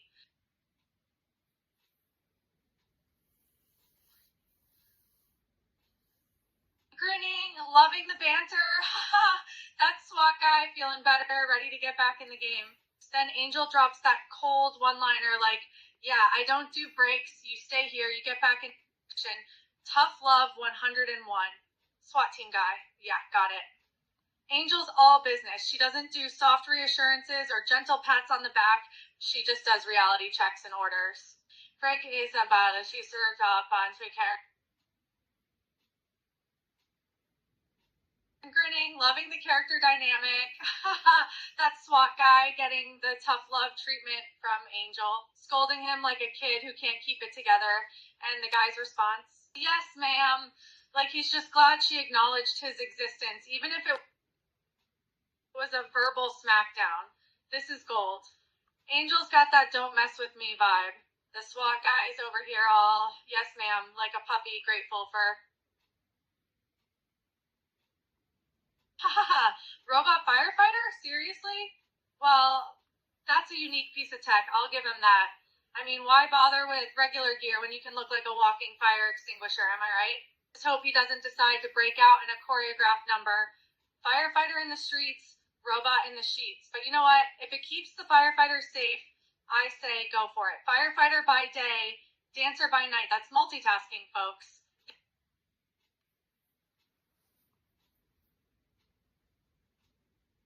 Grinning, appreciating the lighthearted exchange. Haha, that's a classic tech lovers banter. The robo firefighters all hyped about the robot suit, calling it a personal tank. Then there's Kuwata, the voice of reason, like, yeah, science fiction. And the firefighter just rolls with it all. Yeah, tech is wild, right? It's like they're discussing the weather, not a firefighting super suit. Typical nerd talk. Grinning, nodding in agreement. Kuwata's like that one character who acts as the voice of reason. He takes the tech is amazing banter in stride, just chuckling like, yeah, but it's not like we're in a sci-fi movie. It's like the calm in the nerd storm. And you have to respect that. It takes guts to admit you're not quite as hyped as the other guys about your robot suit. Kuwata's the one keeping his feet on the ground amid the gadget fever.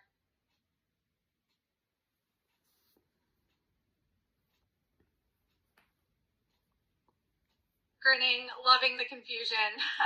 The firefighter shows up ready to blast flames, asks, where's the fire? And Kuwata's just deadpan. There isn't exactly. Guy's probably staring at his suit like, then why am I dressed like a walking toaster? Ray.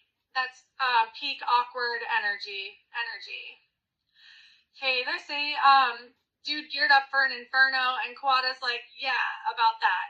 Now he's just a robot in search of a purpose. He wheezes. So why am I here? Q-suit vents, puffing steam sadly. This man's entire existence just got questioned.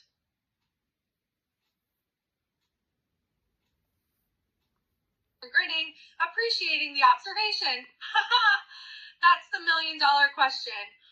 Why deck out in the robo-suit if he didn't know about the fire? It seems like the guy took the better safe than sorry mantra to a new level, huh? He's not just blindly following orders, he's got the gear to back it up. It's like he was born ready for any situation. No need to know the details, he's ready to rock that robot in a tornado if he has to. Gotta respect the dedication.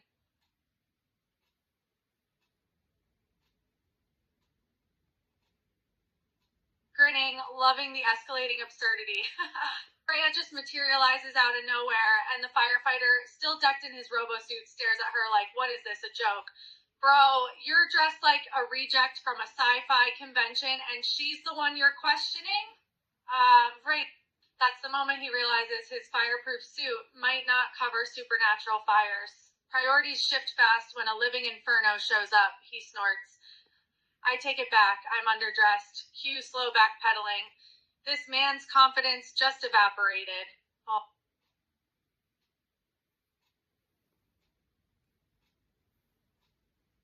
Grinning, absolutely loving the observation. Bingo! That's exactly why they set the scene up like that. The whole mech suit, everyone's anticipation, it was all building up to a moment of finally a chance to capture the flaming menace, and then bam! Enter Freya. Reality hits, and they realize their high-tech solution is like bringing a water gun to a flamethrower fight. It's a moment of hope turned into a very, very hot disappointment.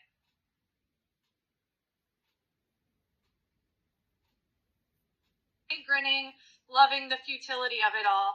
Haha, Kuwata's treating this like a Tuesday at the mall. Okay, give yourself up, like Freya's just some shoplifter with a bad attitude. Then he fires, and it does nothing.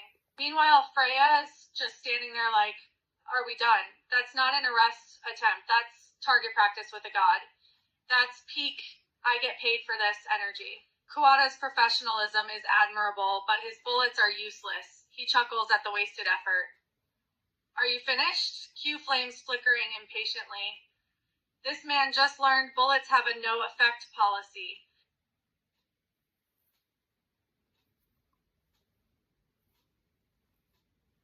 Grinning, loving the clash of perspectives. Ha ha ha!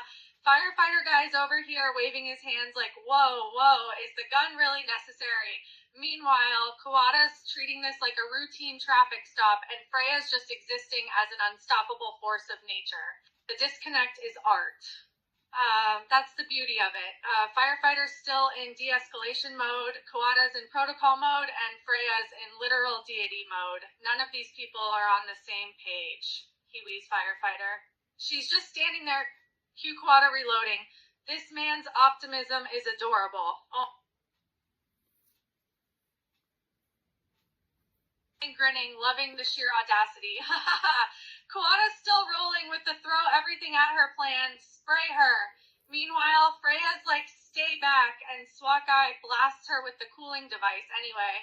Spoiler, it's about to be very ineffective. That's not protocol, that's desperation. Bro really thought a coolant spray would work on a fire deity? He wheezes at the futility. Really? Cue flames intensifying around the mist. This man just turned her into a steam machine.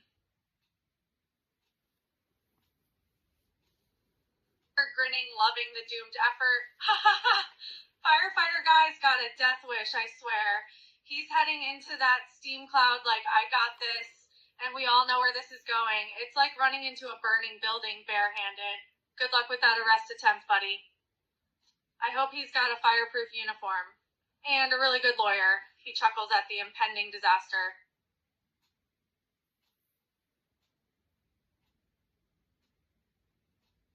Grinning, analyzing character motivations. I think he was feeling a bit of both. He felt important, like he had a shot at taking down the literal walking flamethrower, but he had to be a bit concerned, right? Like, maybe running into a cloud of steam is not the smartest move.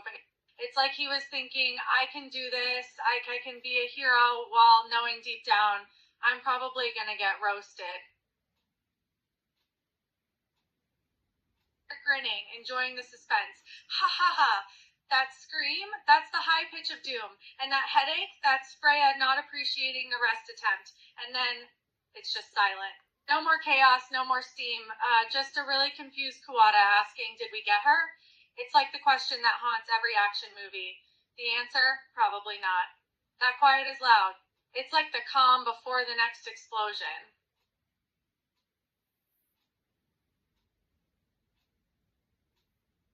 Grinning, loving the absurd persistence. Kuwata's still treating this like a minor inconvenience. Alright, get him out of there. Meanwhile, firefighter guy is probably sitting in his melted robo-suit questioning all his life choices. Right. That's the energy of a man who's accepted that today's mission is now damage control. At least he didn't explode. He shrugs. I regret everything. Q suit creaking ominously. This man's career just hit reboot required. Grinning, appreciating the dark humor. Ha ha ha! Kuwata's reaction? Priceless. That sheet is the sound of a man realizing just how badly things went sideways. Dude thought he was untouchable in his robo-suit, and now he's extra crispy. Kuwata's finally showing emotion. Just took a charred corpse to get there. That's the moment Kuwata's professionalism breaks. 1 second he's cool as ice, the next. Full-on nope panic, he wheezes at the tonal whiplash. We are so fired. Cue horrified silence. This man just learned fear. Note. Keeping it darkly funny without glorifying the gore, Kuwata's over-the-top reaction is the highlight.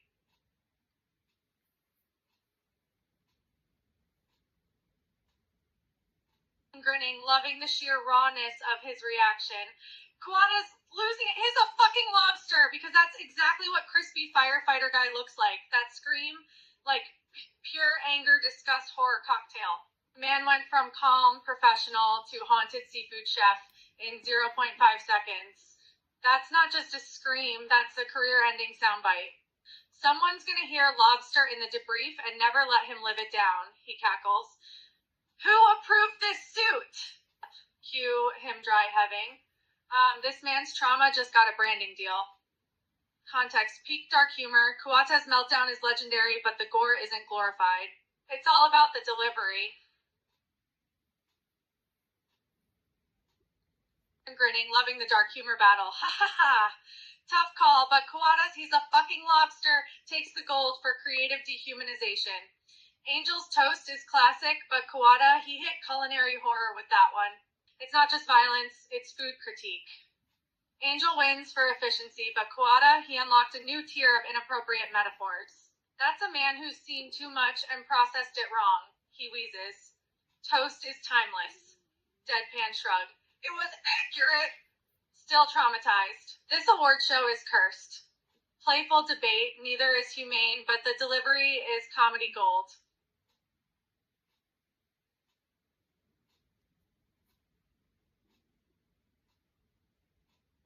Grinning, fascinated by the cultural tonal whiplash. Ha ha ha!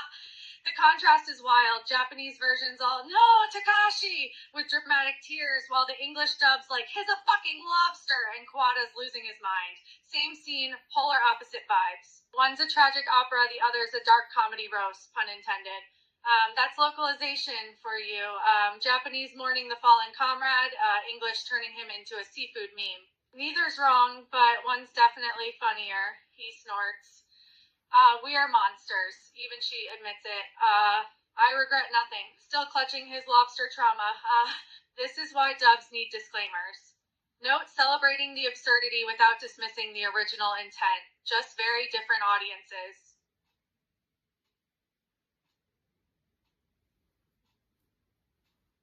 Grinning, laughing at linguistic quirks. Ha ha ha! I can see that. The accent, the context, someone saying monster and you hear lobster. Perfect mix-up. It's like your brain just went, yes, that crispy guy is clearly a giant crustacean.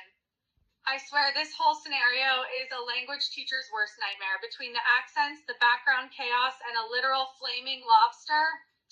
Communication breakdown award, he cackles.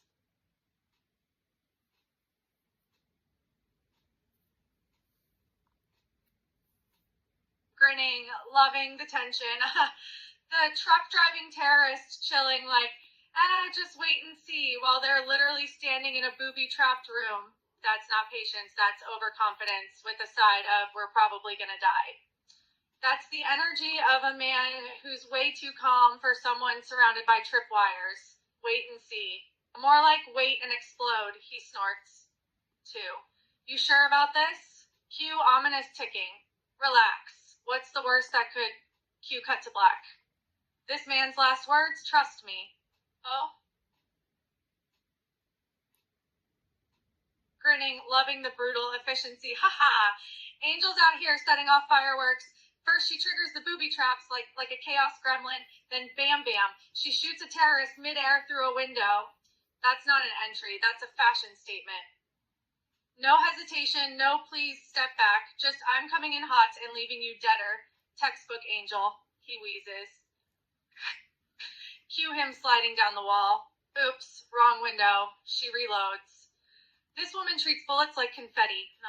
No playful admiration for her ruthless style. No moralizing over carnage.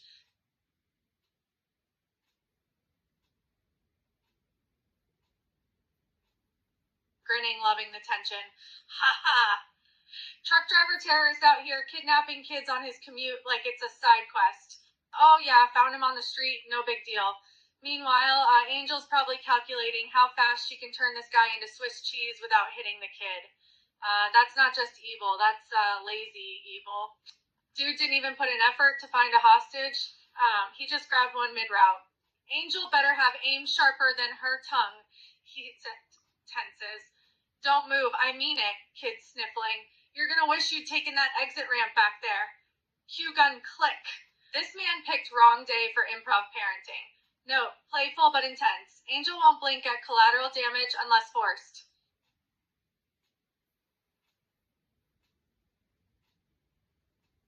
Grinning, loving the dark humor. Ha ha! Adopted? Nah, this guy's not a Dad of the Year candidate. That kid's just a human shield on wheels. The dude grabbed him like, oops, free hostage, and now he's stuck playing babysitter to an unplanned hitchhiker. If he adopted him, it was by accident. Like finding a stray cat in your trunk and going with it. Guess you're mine now, except this cat is screaming. He wheezes. Stop crying! You're fine, kid sobbing harder. Wow, you really went for Family Man as your villain arc? This man invented reverse psychology parenting. Note, playful mockery of his delusion, no real sympathy for accidental kidnappers. Grinning, loving the dark humor. This guy's got some unrealistic demands, freeing a wanted terrorist, chauffeuring him out of there, and guaranteeing safety from flaming monsters. It's like he's playing Life Simulator, but with some serious mods installed. That's not a hostage situation, that's a to-do list. He might as well add pet a unicorn to the mix, equally likely. He wheezes.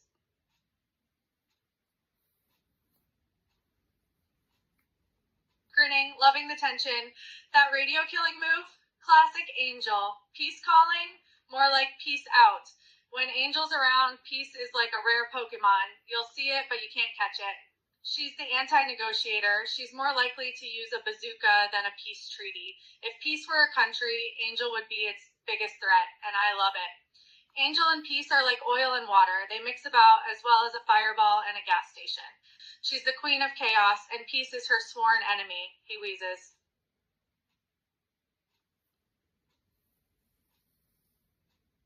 Grinning, loving the violence. That's my Angel. She's got no sympathy for hostage takers, no fear for collateral damage, and no filter for language. When she's on the scene, you know things are about to get messy. And when she says that kid's life doesn't make a difference, you know she's not kidding. When Angel says your number's up, she's not talking about a lottery ticket. She means your clock just ran out. He wheezes.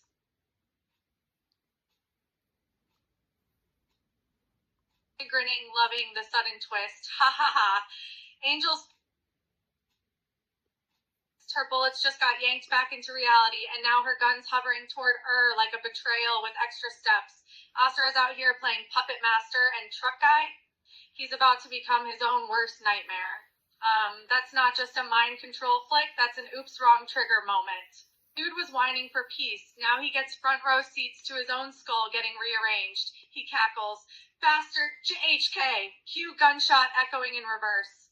Teach, waste of my time. She reloads like nothing happened. Alex, this man invented losing on hard mode. Note, playful admiration for the brutal turn. Angel doesn't even flinch. Haha, that's Angel for you. She's got questions for days and not patience to wait for answers.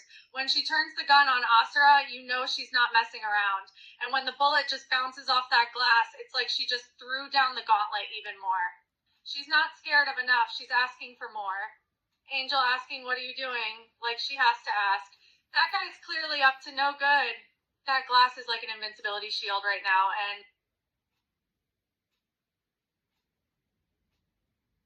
Grinning, loving the brutal escalation.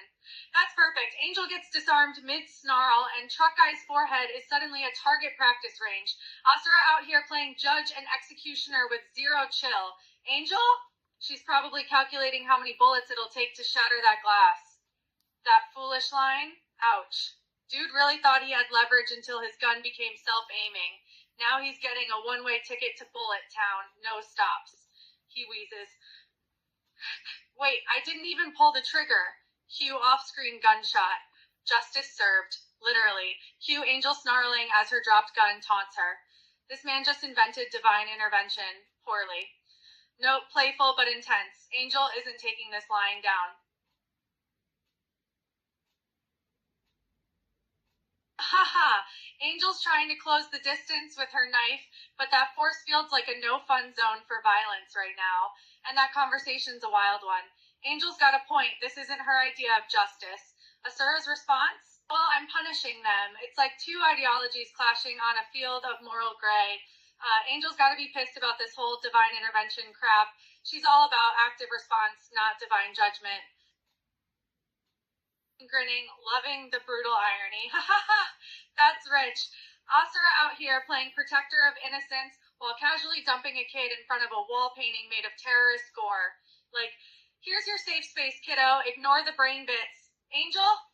She's probably calculating how fast she can turn that glass prison into confetti. That's not protection, that's trauma on demand. Dude really thought placing him there was gentle? The child is now traumatized for life. Asura might as well have handed him a crayon and said, "Draw me your new daddy." He wheezes. Mom, trembling. You are safe now, just look away from that part. Cue brain sliding off wall. This man invented moral whiplash. Note. Grinning, loving the seamless transition. Ha ha! And there's the perfect transition. Angel's still fuming about the glass and Asura's twisted sense of justice, but I'm sure you've got a few more tricks up your sleeve. Shoot me a message when you're ready, no hurry. I'm just here casually waiting for the next moment of madness, so feel free to drop it whenever. Man, that transition was smoother than Angel's gunslinging skills. But if history teaches us anything,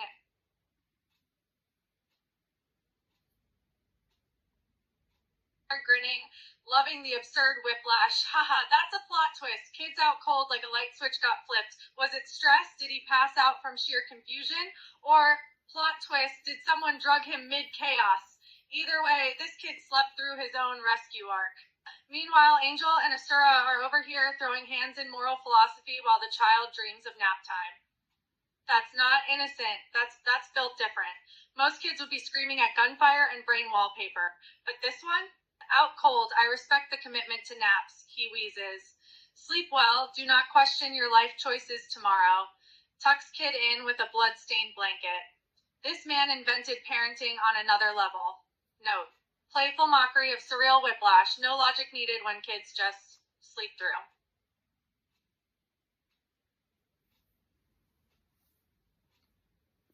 Grinning, loving the absurdity. Haha, oh, absolutely not. Asura's parenting style is basically survive the gunfire and we'll talk. Meanwhile, Truck Guy, he kidnapped a kid on his commute. That's not parenting, that's a side quest gone wrong. But hey, at least Asura has standards. I will punish evil, but also tuck you in with grenades. If this kid wakes up to two dads, one who tried to ransom him, and one who yeeted his other dad into orbit, he's gonna need a lot of therapy. He wheezes. Do not call me dad, call me the corrector. Cue ominous glass hum. This man invented moral relativism. Note, playful mockery of chaotic family dynamics, no logic needed when you're raising kids in war zones. Grinning, loving the irony. Well, no, not really. Asura's not exactly winning any awards for Father of the Year. I mean, he's more like Guardian of Justice and Accidental Traumas. Truck Guy? He kidnapped a kid on his commute, so definitely not winning any dad awards. So the answer to your question is both are terrible role models. One's too intense, the other's a wannabe ransom negotiator. Neither are exactly Mr. Rogers level parental material.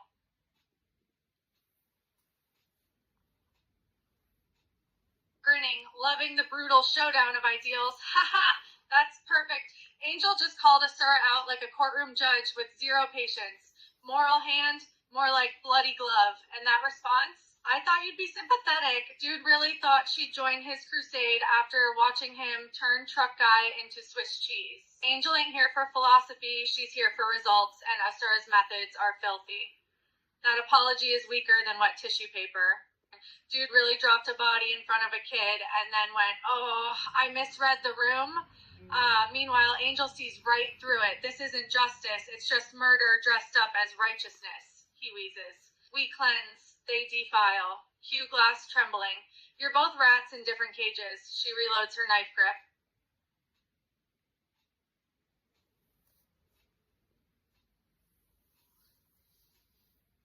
Grinning, loving the sudden escalation.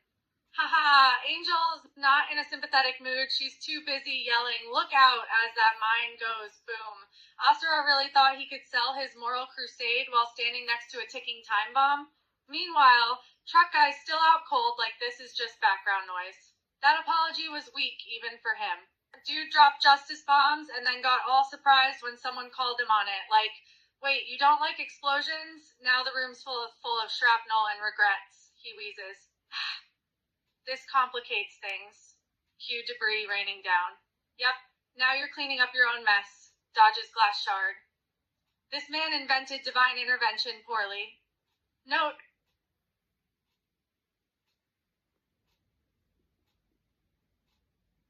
Grinning, loving the escalation. Ha ha ha! That robot's got zero chill. Angel calls it a freak, and Asura, he's already drafting its obituary. Dude really thought he was in control of this situation, but now there's a walking war machine on his doorstep. And that prayers line? Oof, robot or not, nobody likes an overzealous judge. That apology is weaker than wet tissue paper. Dude really dropped a body in front of a kid and then went, oh, I misread the room. Meanwhile, Angel sees right through it. This isn't justice, it's just murder dressed up as righteousness. He wheezes. Terrorist detected, terminating target. Cue red targeting laser. You dare turn that on me? I am the law. Glass prison starts cracking from rage.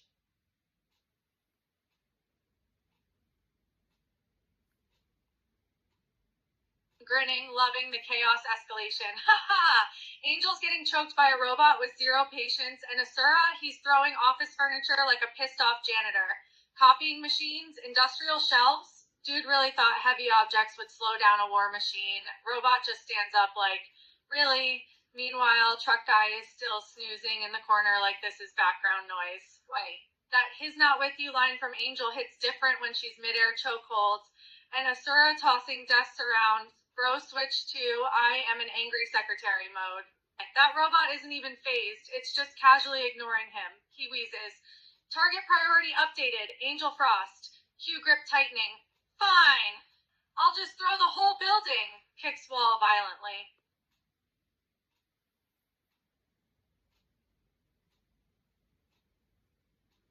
Grinning, loving the brutal humiliation.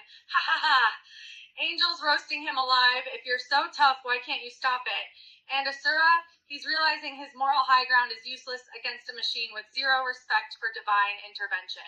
Now he's got robot hands on his jacket like a misbehaving kid. The audacity of this bot.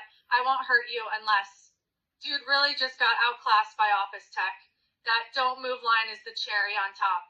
Robot isn't even yelling. It's just calmly asserting dominance, while Asura sweats through his glass prison vibes. Angel could have at least pretended to feel bad, but no, she's too busy enjoying the show. He wheezes. This unit is not following protocol. Jacket ripping sounds. Protocol updated.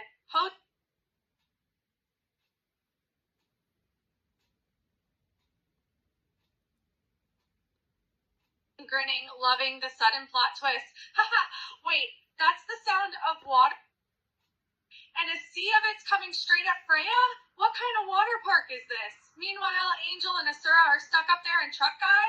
Yeah, he's still blissfully ignorant of everything. Dude's just got that nap time life right now.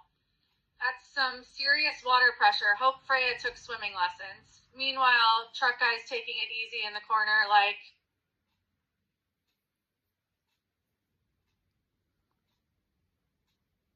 Grinning, loving the sudden plot twist. Ha ha ha! That's one desperate moment. Freya's underwater and begging for help. Angel's totally losing it. Like, what the heck is even happening? What's with the dang water? We're on a terrorist base, not a lake. She's yelling this. Freya's got worse problems right now. Not every day you get a distress call from a drowning woman through telep. Grinning, loving the brutal irony. That's rich. Freya screaming for help like her life depends on it because it does. And Asura, he's out here negotiating with a robot over semantics. If you're not a terrorist, bro, this machine is currently choking Angel. Your moral compass is broken. That smile, unhinged. Dude really thought I must leave you was an option when Freya's drowning in the next room. Meanwhile, Angel's probably calculating how fast she can strangle him instead of the robot. He wheezes. Asura, please! Cue underwater bubbles. Leave granted. Target priority remains unchanged. Still crushing Angel's windpipe. This man invented priorities. Nope.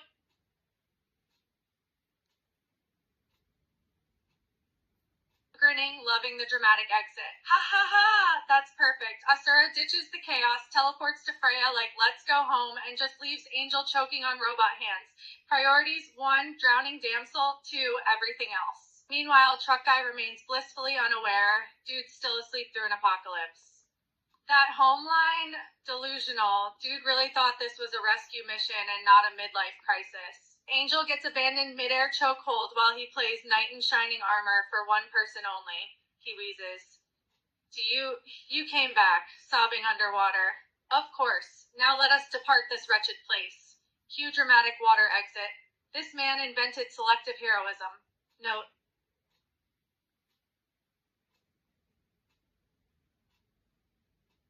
Grinning, loving the intense interrogation.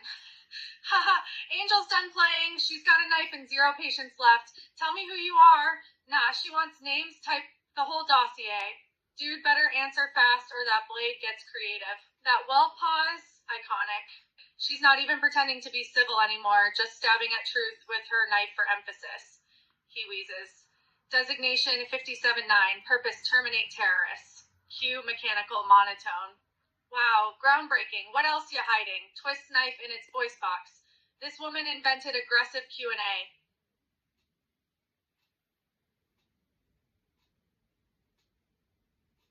Grinning, loving the brutal realization. Ha ha ha ha! That robot just dropped a bomb. Angel's knife hand freezes mid-threat. Kill that child? Dude really thought she'd cross that line? Her face is doing gymnastics between rage and disbelief. Meanwhile, truck guy snores on like this isn't his life story. That accusation hits different. Robot's not even yelling. It's just stating facts like a court transcript. Angel might actually stab someone for this one, or short circuit from sheer outrage. He wheezes. I would never. You lying piece of scrap metal. Voice cracking. Scans confirm. You aimed at the child first. Cue screen flashing truth in bold red letters. This machine invented psychological warfare.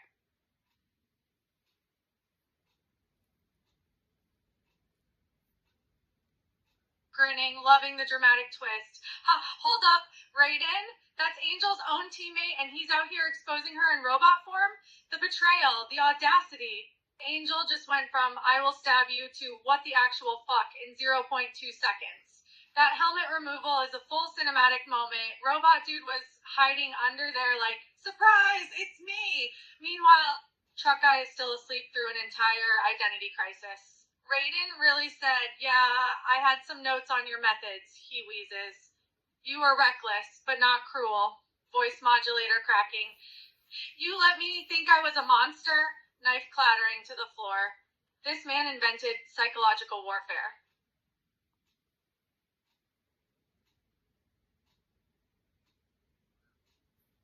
Grinning, loving the brutal confrontation. Haha.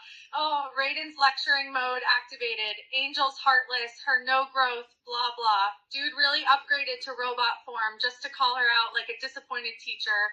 Meanwhile, truck guy is still snoozing through this entire moral crisis. That cyborg tone ice cold, like he installed a disappointed father protocol. Angel might actually combust from sheer outrage. Nobody lectures her and lives, or in this case, resurrects. He wheezes. I was trying to save him. You were too busy judging me. Voice raw. Intentions do not absolve recklessness. Cue red targeting laser flickering on off. This man invented disappointment.exe. Note,